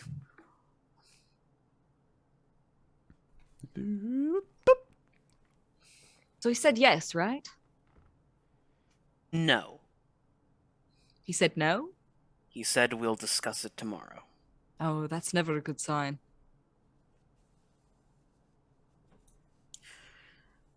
Well, we probably don't need the entire thing. It'd be nice to have. But we'll see what we can get with the items we've given on hand. All right. But first, we've got to meet with the Rask. In the morning. Morning's a long way away for an elf. GBs? Sounds good to me. I was thinking I'd go and hit up that garden there and see how that's doing. You know, the one that I spent the night in? Food first, and then you can go on a night walk to Elf Off. Oh, I haven't elfed off in so long. We go to Okay. GB's. Yeah, you go to GB, and GB, when you meet, again, does his typical, like, shoos people away from the primo seating when the two of you walk in, and when you do, he just, I haven't seen you in what feels like ages, and it must be ages, because am I old? Because you look old. You look different. And he sort of, like, looks at his, like, tiredly, like, looks at his hands in an almost delirious way. Like you see, No. like, It's flexes him, them. not you. Oh, wizard stuff. Okay, yeah. Yeah, So, no, remember what'll it when he be? was Eggy 14? McEggwitch? Eggy McEggwitch? Yeah. Eggy McEggwitch and some ale. And he nods, says, I got just the thing. And then when he comes back, he has, of course, his Eggy McEggwitches that he sets out in front of the two of you. And he has, he sets out a nice dark ale for you. And he kind of makes mention that for the purpose of it being a rather cold evening, this is actually a winter ale, is something that he's been trying to brew up.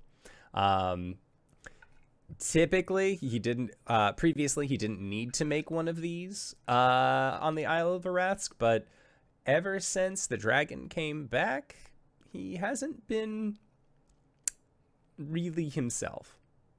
Like, he's himself, but not in the same way that he was. Doesn't seem as happy. It's cheery. Yeah. Couldn't help but notice foliage is looking a bit thornier around here. Yeah, that's, he's still a little mad, I would say, about what happened here. It used to be, like, the thought of, a dragon being here was the last dragon, other than your friend. Is your friend a dragon? He's like a dragon man, right? At this point, he's pretty much a dragon. He's getting there. Okay, well, regardless, ever since that happened, Arask has been a little bit more prickly to talk to, as we think, when anyone is able to get to talk to him. I haven't heard of him having visitors in a while, actually. We do have some good news for him. Oh. Good. Yeah. He likes good news. I haven't met a person yet who doesn't like good news. Who doesn't like good news. We do have good news. What's the good news again? I'm pretty sure we wiped off the rest of the Keshans. Did we? Huh. A good chunk of them, at least. Well, Yeah, he'll like that. Hmm.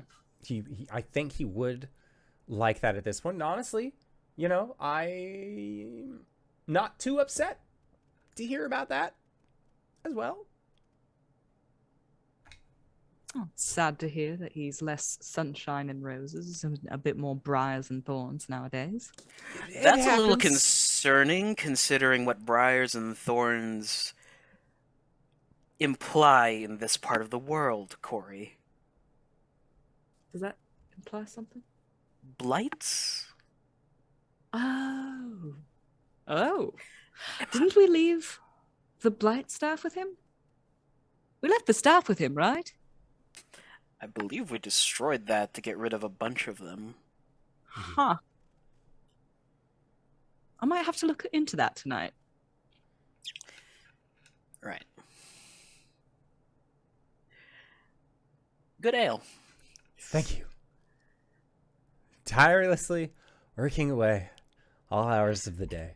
Do you need staff? We could recommend some people. Oh, no, I'm fine. I'm good. Oh, there is Anne Orillo, who's he's new over at like Things That Make You Say Wow. And when you say that, you see like GB just like.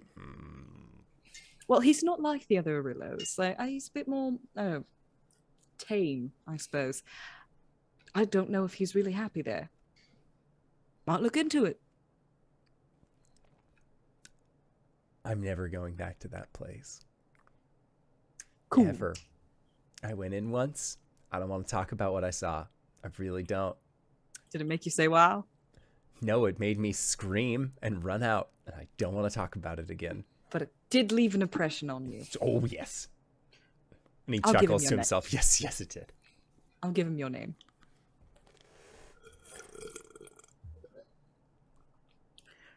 It is so nice to be able to taste things again. Did you have like a cold or something? You could say that, yeah. Cool.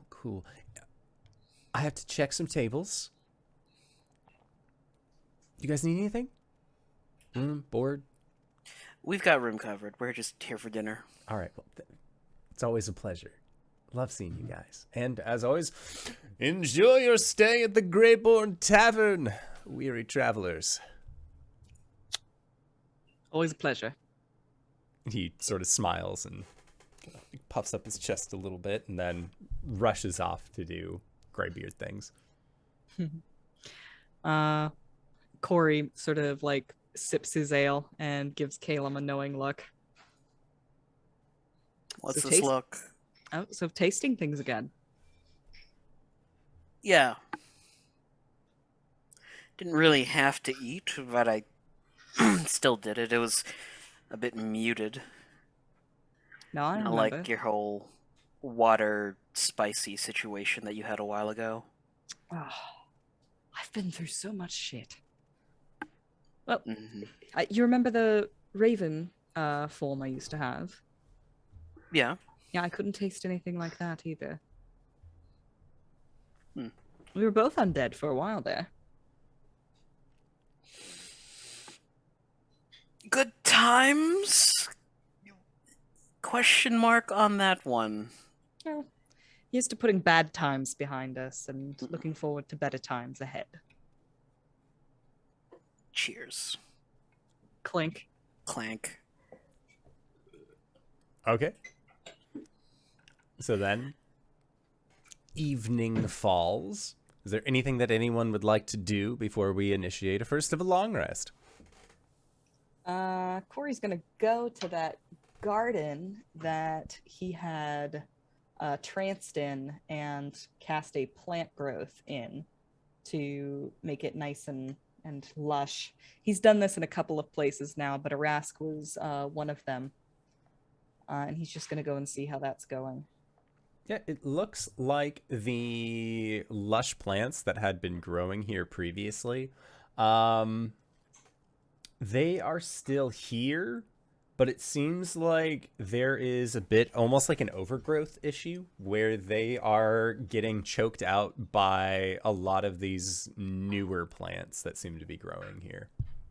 I'll do a divine sense. Okay. Nothing from your divine sense triggers here. Okay. Okay. I think Cori will trance here and do another plant growth as a ritual. Okay. But specifically focus on the lush green plants and try to give them more leeway. All right, sounds good. No rolls necessary. You are able to do this thing. And Caelum, you are also going to be trancing back at Gideon, I assume? Yeah, he's Okay. gonna try and get to the Library of Mystra. For sure. So when you arrive at the library, it is healthy. This library has been through so much. But after you had restored the Raven Queen, every single one of the books that ravens had taken have been returned. The shelves are full.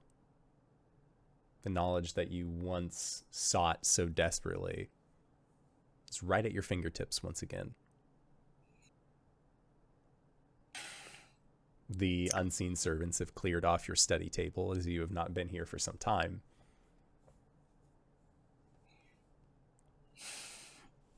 He walks over to his study table, rubs the wood with a palm, and he'll just sit down. And Caelum, as you are sitting here at your study table, you get the feeling like something has changed within the library, and you're not exactly sure what. But you get the feeling like, again, something is not the same as when you left it, and not just the addition of all of the books that were missing. He like shifts his little lectern 5 inches to the right and just says, no, that's not it. It's like constantly like shifting the desk. He'll stand, take a tour of the library, and then end up at the Book of Saloon. The thing, as you are in your tour, that you notice that is new, there is a children's book section.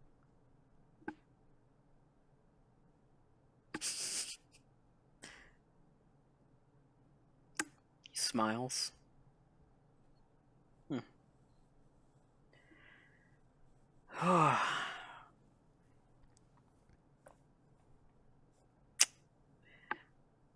Mistra, if you have a moment, if you can hear me, I'd like to confirm something. You hear the scritching of a blank page on the book. And it just says, "You've done well." Still have a lot more to do. Because of the process of what Zarina has done to me, losing my lichdom, the linking of over-channeling spells to my life force, essentially, is that still a thing?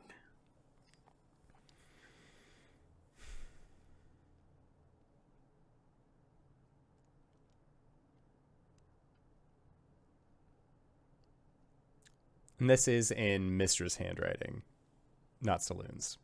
Yeah. And it is a little, like, it flourishes a little bit more. And she says,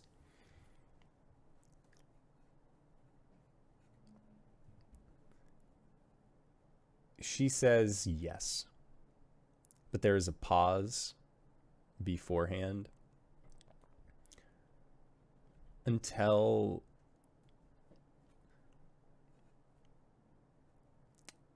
and she even writes until, and then you see like crossed off. And then it follows up with magics so powerful require a cost. To do something beyond your limits, beyond the boundaries, requires a cost, whether to you or to me.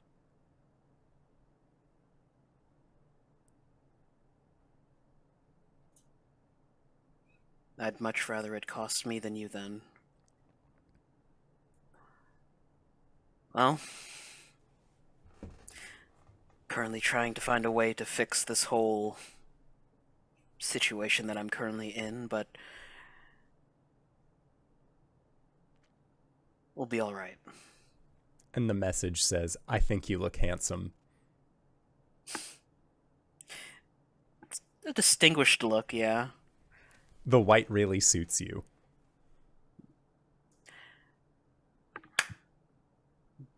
Bollocks. Thank you for your time.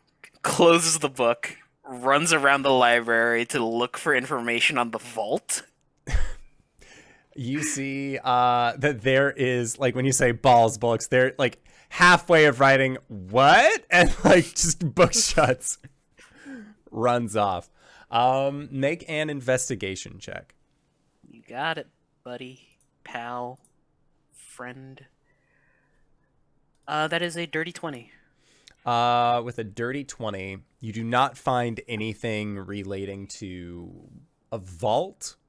You don't end up finding any wordage used on that. It seems like there are several books that are written on the Kedron people, but it seems like a lot of their society was more a little shrouded, I want to say. It seems like, and like looking at the books that you have, a lot of them are waterlogged. Like it seems like there is like damage that has been done to these books that is preventing a lot of the information from being read. Okay. Aside from that, he'll read up on sentient weapons, but that could be like over the long period. Yeah, for sure. Tonight with a modified 20, you would just be collecting books on sentient weapons. Yeah, that's fine. Okay. So, following morning, Gwen, you awaken. Arjhan, you also awaken. I assume that you at least spent the night in the house. If you'd like, you can spend it in... They would have set up a tent for you. Arjhan does not have access to the house. Right. So a tent it is. Okay. So tent, and then Cori and Caelum, both meditating in different places, but you do know that you have a meeting with Arathsk first thing in the morning, and thereupon it is. Thankfully, you only need to transfer the 4 hours apiece, but still over the process of a long rest to kind of get your resties in. At the designated time that you had asked to meet with Arathsk, one of the kobold couriers ends up coming to the house that is in front, that is on the front lawn, and knock, knock, knock. Yes, coming.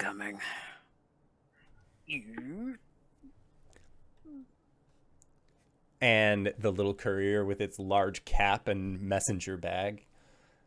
The Bronze Baron, we'll see you now. The meeting has not begun yet, but you asked for this. So they put their hand out. Just puts a gold piece right in the middle of their hand. Take it, and like you see them look at it, bite it, and then put it in their bag. And then you see them scamper off. Have a good day. Gideon, can you please wake Coriander? Coriander is not within the confines. What? You left the old man in the house by himself? They never came home last night. Where are all my friends? Alright, and he'll pat Gideon's threshold as he walks out. Sending. Cori, we've got an appointment. Up bright and early, I see. More like bent at the break of dawn, but hey. I see. Well, I'll meet you there. Cori says they'll lead you there, but you are...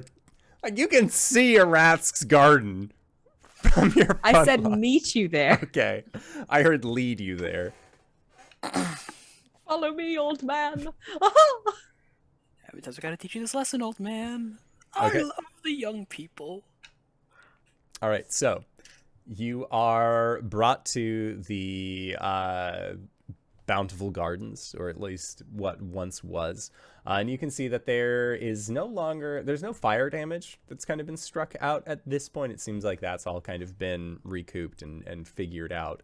And there is... Some of the plants are growing back, but a lot of these Arathsk wasn't like doing any kind of like plant growth on specifically. He was more just like keeping each room at the correct temperament for them to grow naturally. And so a lot of these rooms are barren. But when you arrive in this opening foyer, standing before you is Rask. And you can see that their brows are...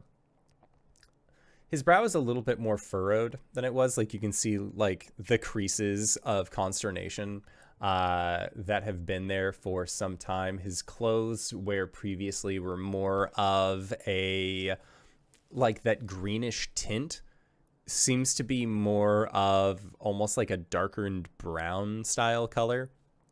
And Arathsk looks at the two of you. And Cori, are you presenting male or female today?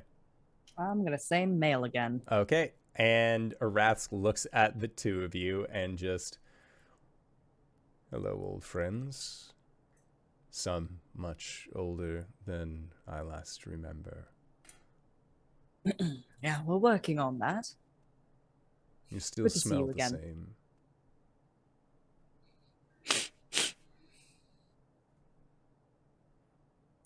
It's always a pleasure to see you too, Bronze Baron. Come in. And he then walks towards the Bronze Gardens, the spot that had actually been affected most by the fires. And you can see that like there are kobolds like doing little construction jobs around there in the process of building. And he says, "It has come to my attention for obvious interaction that you wish to have a meeting with me. May I ask what for, other than to say hello? I see your other two companions are no longer with you. Is everything all right?" A bit of a hiatus, as it were. We're taking a small break before honestly attempting some batshit insane plan. Standard 4 keeps. Standard 4 keeps. Oof, oof. May we find a place to sit down? And there is a like small like greenish metal interwoven table that seems to be like near the pedestal of where a statue once was. Oh no. And there are several chairs, and Arathsk motions, walks over and pulls one out for himself. Sits down with a small groan. If you are amenable, we would like some information on some sort of vault underneath the water between here and the Isles of Illustria. Apparently, sentient weapons are made there. Let's see. Rathsk has been around for a while. You might know what this is. And he pauses and says, "There has not been a place that actively makes weapons such as these since I was a young man. Back when I ruled the top of a mountain and not an island."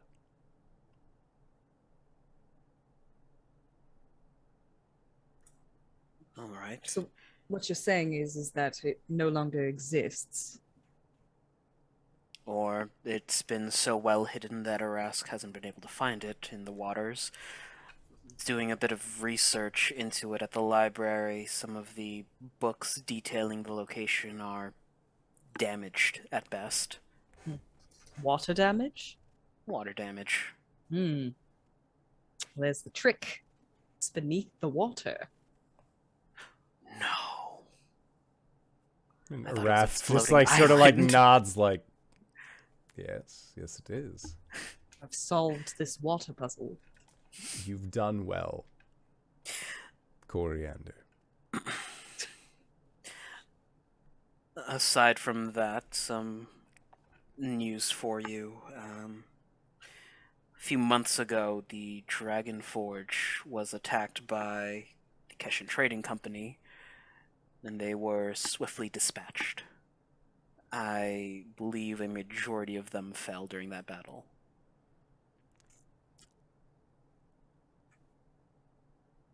I will take your word on this. They are a trading company. They are still a trading company. Their center of operation was not here.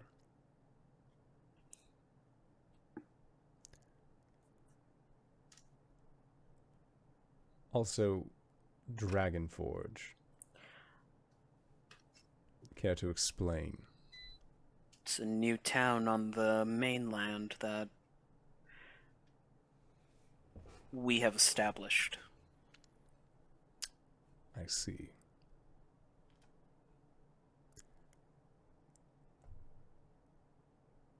And you established this for what purpose? I assume with a name like Dragon Forge, you're not doing something as foolish as trying to create a dragon. Of course not. Arjhan has made a home in the place of his birth. I see. And it's strictly just that. A home. Indeed. It has an affiliation to dragons, and also there is a forge there. And I'm just now putting together that it was called Dragon Forge because they were trying to make dragons. I'm supposed to be the senile one here, Coriander. Oh, Caelum, I've always been dumb. Get with it. And Arask, like, has his hands, like, fingers interlaced upon the table, just, like, looking at the two of you. Is it not a saying that we say repeatedly, stay dumb, Coriander? No! I've never said that once.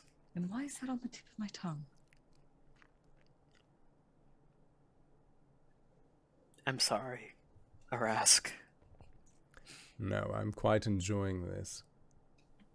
As far as company goes, I've had, well, kobolds, ambassadors. You ever think about traveling? He grimaces a His little bit, wingies aren't healthy. and he says, I think about traveling almost every day. No shame in taking a boat.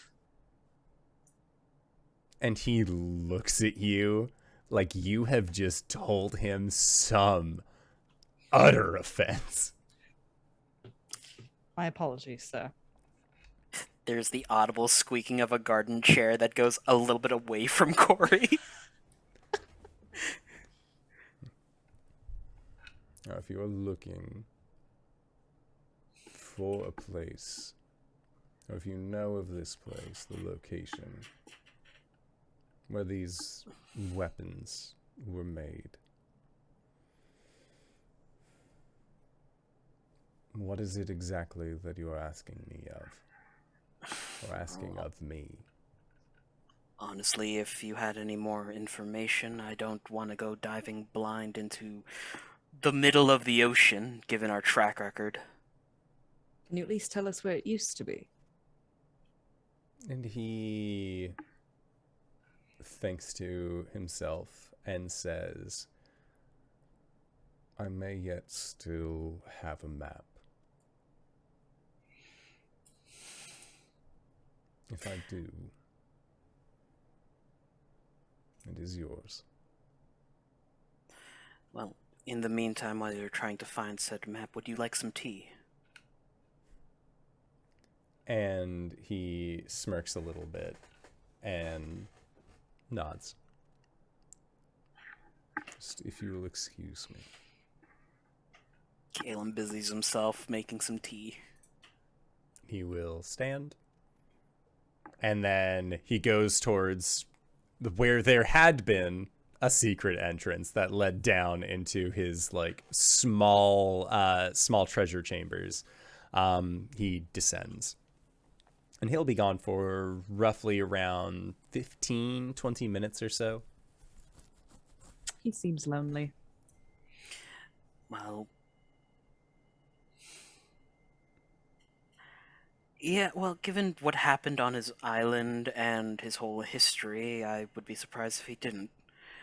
Cori, make a history check. Well, listen, I know what happened.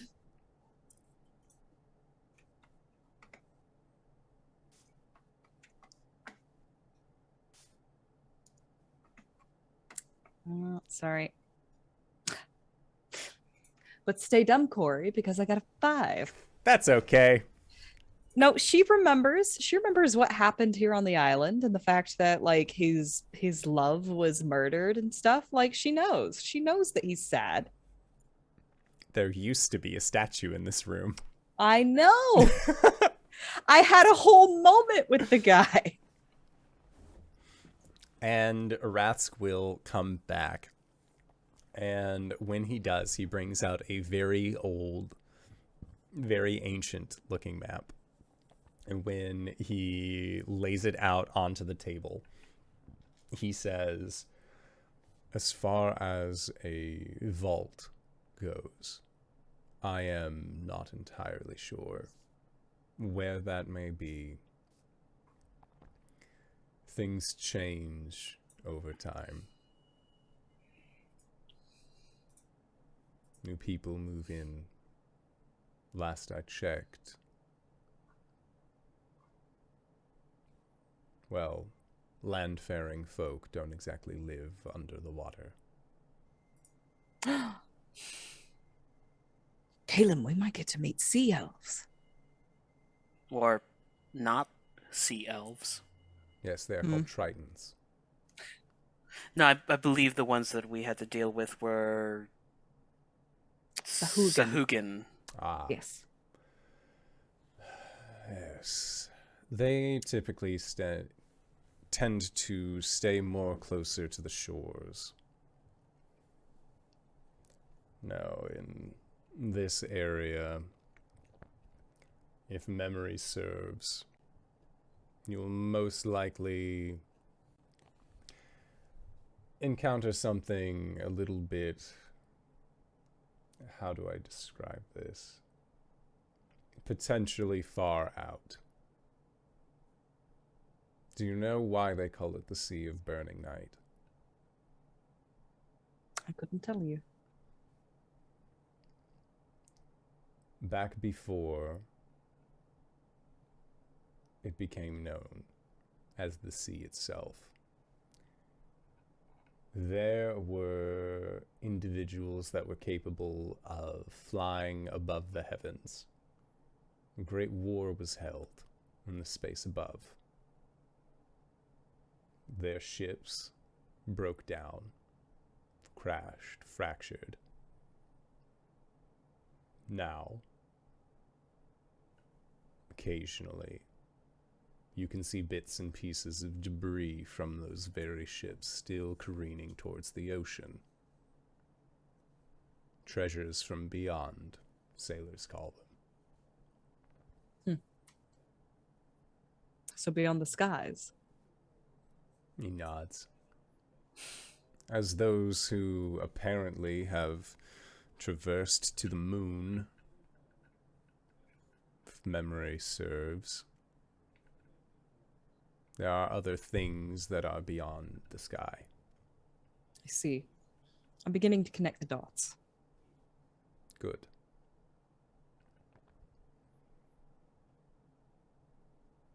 There was, when people still lived there,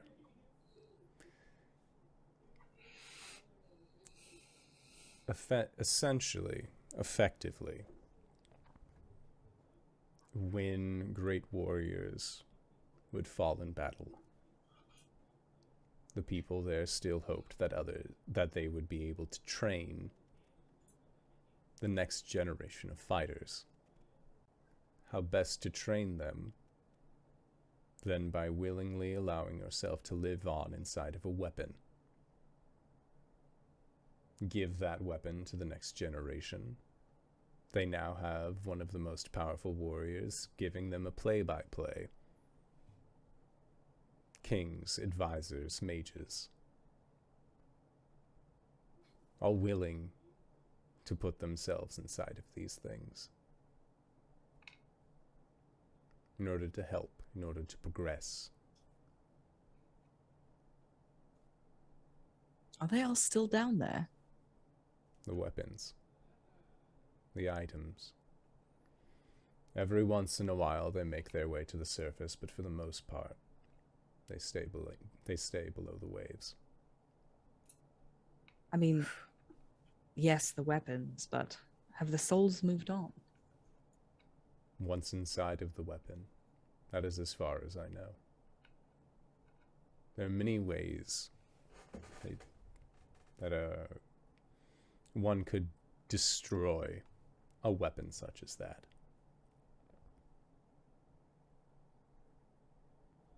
So if those who live on and have persisted through the rising tide have sought to destroy these,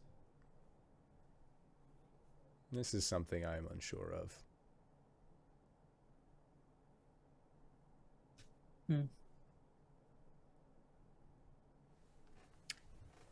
Thank you for your wisdom, Baron. And thank you for the tea.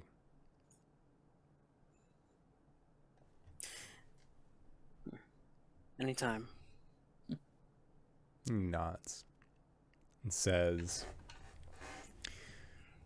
"You are always more than willing, or more than welcome, in my abode. And if ever you seek to provide more information on this Dragon Forge, as you have called it, I am always one to listen." Well, I'm willing to chat about it as a friend. I'll be sure to course. visit again soon. Send my regards. And do try not to build a dragon. We'll try our hardest. Cut to the Nine Hells, where you are actively building a Building a mechanical dragon.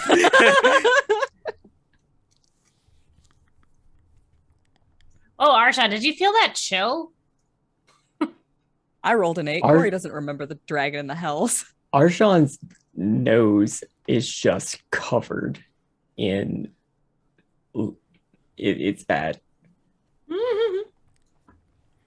Okay, so meeting with the Wraths adjourned. Pop back to the Goliath tribe. And Arjhan, you see House Upon the Hill.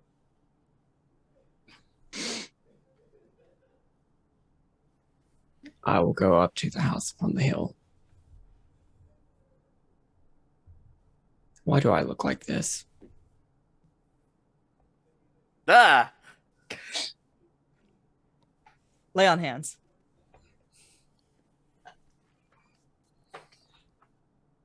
Handkerchief.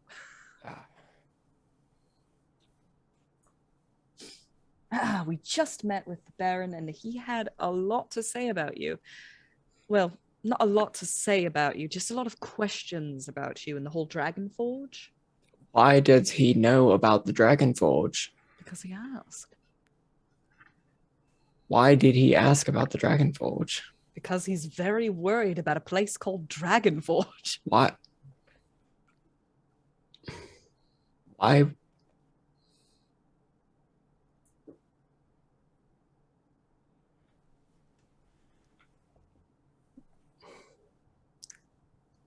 So it wasn't actually 250,000 gold. It was 239. If that makes a difference. Well, we've got 4 hours for the house to recharge and we can actually have this conversation, but right now I am not ready for it.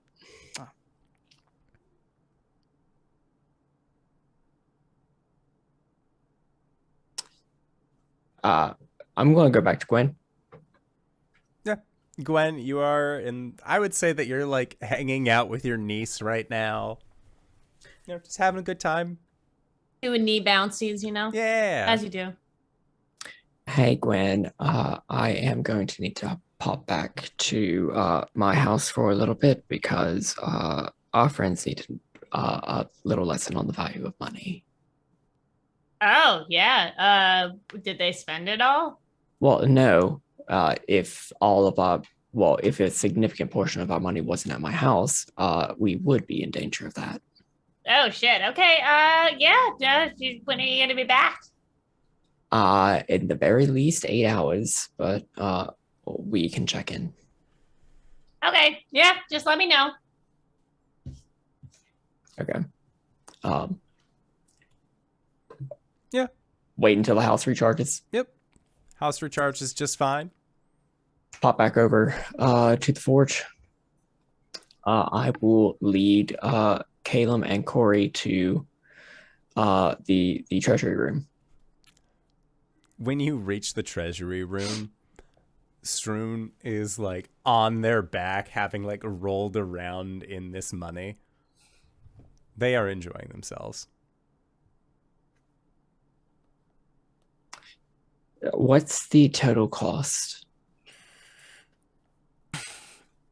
Well, currently 239,000 before adding in the items we offered to try and offset the balance.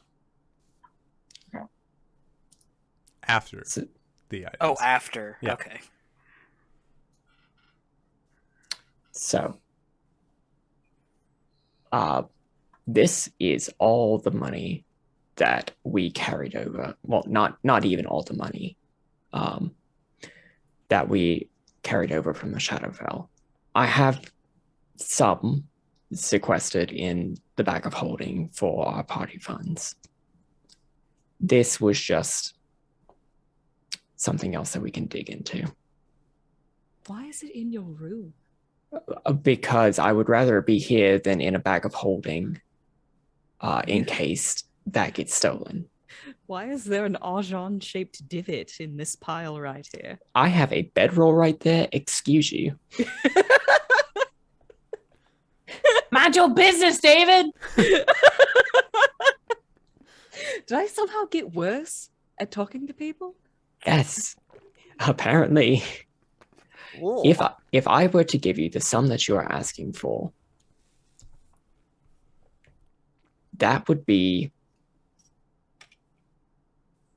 all of this and then some. Oh dear.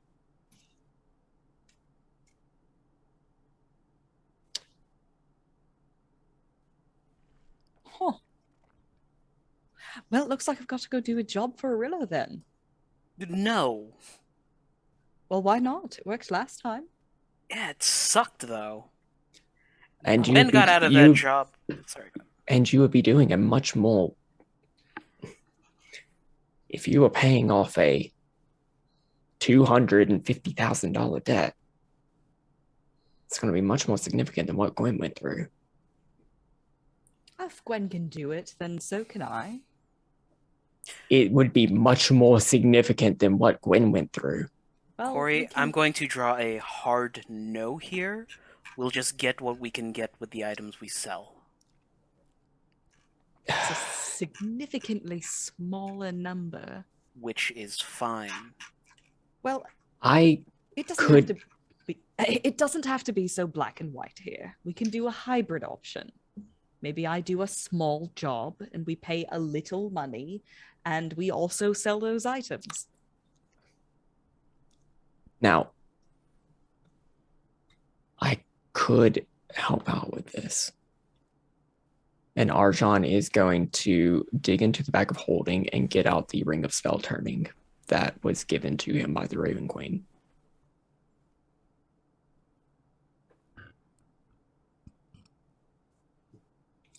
This might cover half, maybe a little more. What about this ring of spell storing? I could put something in there and increase the That price of would it. barely put a dent into it. All right. Also, while we have this, do you need a shield? Because I have Cori's animated shield, but I would gladly take a shield. take the animated shield. Ah! Oh, that's nostalgic. It's collapsible. Okay. Well, right now it's like broken up into shards of metal that are just gravitating onto Arjhan's back. But he'll like pop it off and they'll like coalesce back into a shield form. As Caelum takes the shield, not a thanks, he's going to attune it. And do you want the ring of spell storing as well? It wouldn't put a dent into the cost, but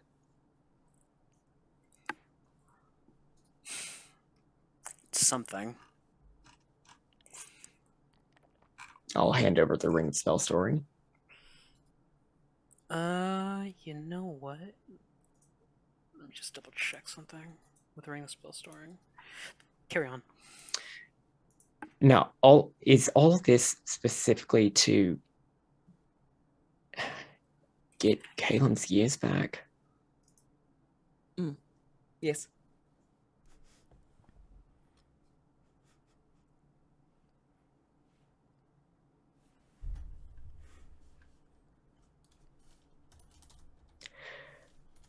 I mean,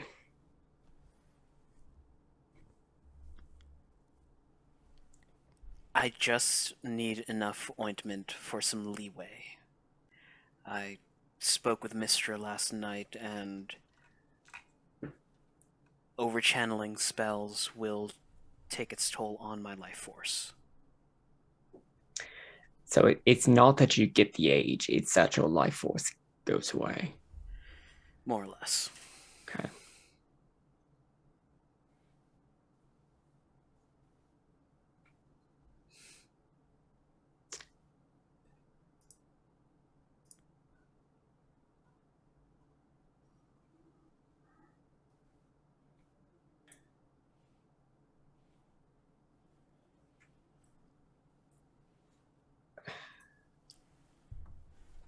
I could give you half. 10,000 platinum. It's 100,000 gold. A quarter would be more than enough. Hand you 5,000 platinum. Well, I will let you scoop 5,000 platinum. Into the portable hole. Strun is doing that thing where it's like you're taking a toy away. Like, my money's why? Caelum finds like a golden scepter and just like waggles it in front of Stroom and then hucks it deeper into the room. Sorry, I'm imagining an old man doing this, and it's great. I love the puppies. Go and get it. Yeah. Go. Thank you, Arjhan.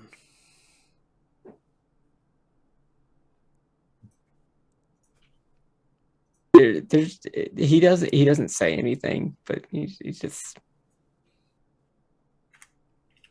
it hurts. It physically hurts.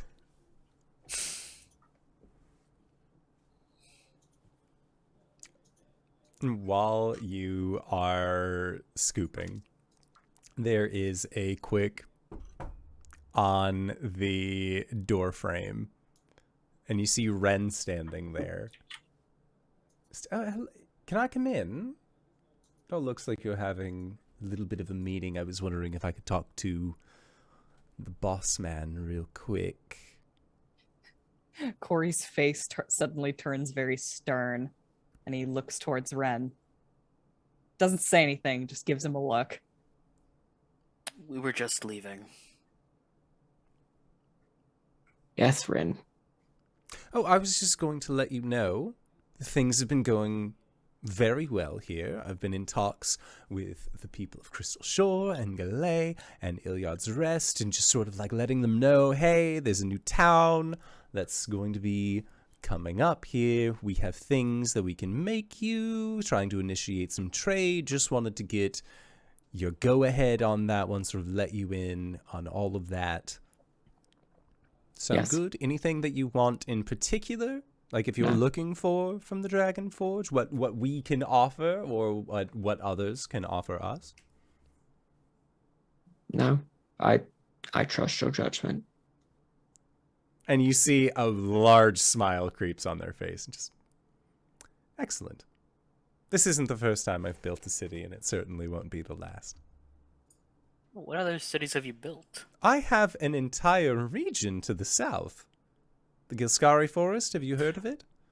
Right, old age. I was wondering why you seem different. Anywho, We're working on it. what is... You are a sourpuss today. Sorry. Just last time I saw you, I was being torn apart. Oh, that wasn't the last time. There have been other times where we've met that you weren't being torn apart.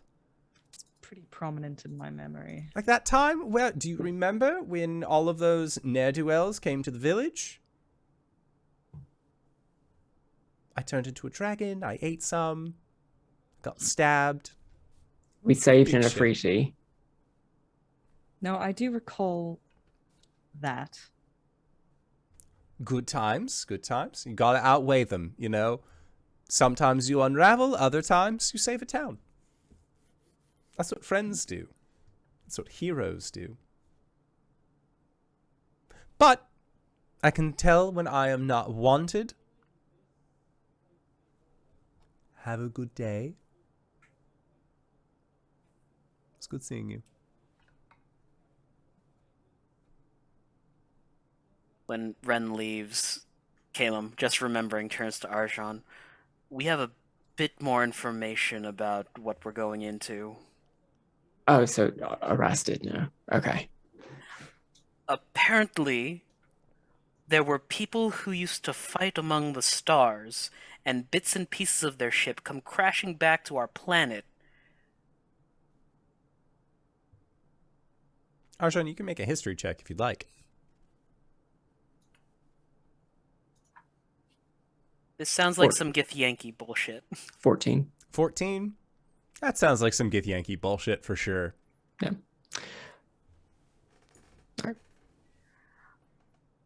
We might be walking into one of their strongholds. Also, some of the sentient weapons were some of their best fighters and kings. So that would explain why. Okay. I understand. Okay. Cool. I'm not entirely convinced that they're not going to have previous occupants. Oh no, I'm betting on it. Concerning. From what Arask was saying, sometimes these weapons find their way back to the mainland, or land in general. Who's taking them up? It's free real estate. Why wouldn't they come up? Anyway, we can still question. hope that there's one unoccupied. Right. But whoever's taking them up knows how to get to them. Might be worth looking into it.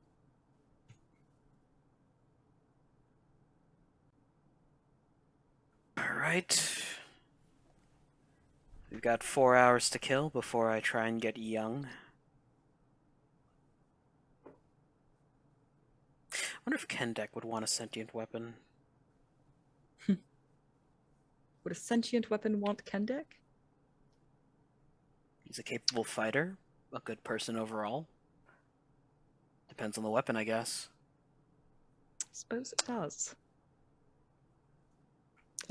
Does Kendek want a sentient weapon? When you bring up the idea of a sentient weapon to Kendek, he just like pauses for a little bit, and you realize that he has never once thought of a weapon possibly being sentient before. And he asks, would they talk to me all the time? Probably. Depends on the weapon. I don't want that. Okay. How's everything over here? Do you need Does Connect need money for He would materials? like money.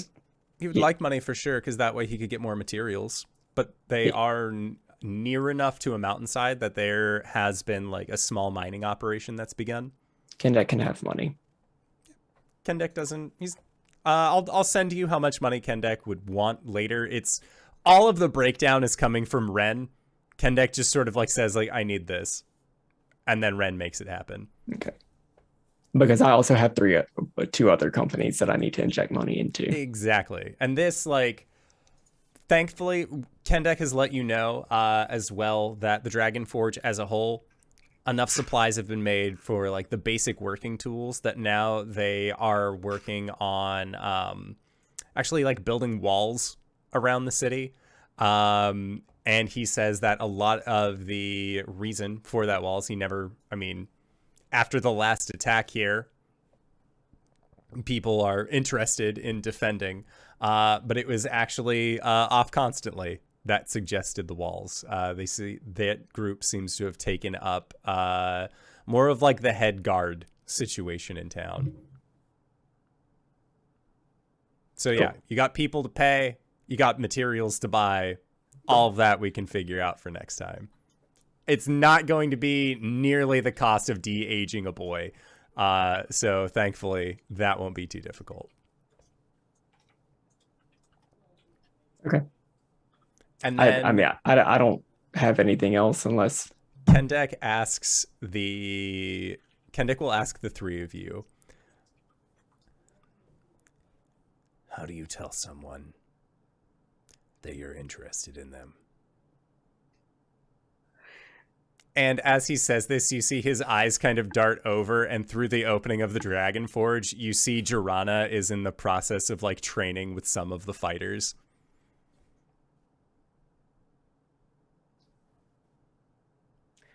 I don't know. We should ask Gwen. And we need a hitman. Call back. And as Kendek realizes, like, okay, I might have asked the wrong. I asked an old man and my brother, and then my Cori, asexual brother. Yeah, and like existential brother, and then Cori, who is just still like stewing about how much they hate the other brother. Cori's going like, never noticed how much he sounds like me. Do I sound like him? Wait, what? And as Cori, you check back in on the conversation, that is where we will call it for tonight's session. So I'd like to say first and foremost, thank you to everybody who decided to stop on by and join us for this wonderful session of Dungeons and Dragons. We couldn't do it without you. And speaking of people I couldn't do anything without, RJ, where can we find you? What do you do? Hi everybody, my name is RJ. You can catch me at RJustice282 on Twitter and Twitch, where I tweet about the nerdy things in my life and sometimes stream with my friends. You can catch me here on Mondays and Sundays, Mondays in our homebrew campaign, and Sundays over at Witchlight. Other than that, Thursdays and Saturdays over at GGK. Thursdays we do a hybrid elegant match, Good Society and Urban Shadows game called Elegant Creatures. And on Saturdays, rotating between, like, bi-weekly games, there is Star Power, which is a JoJo Bizarre Adventure-inspired game, and Mistborn by Brandon... Sandon Branderson.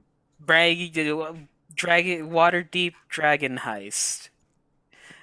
Other than that, on Sundays, you can catch me over at the Hype Goblins channel in the AM, where we play another D&D 5e campaign.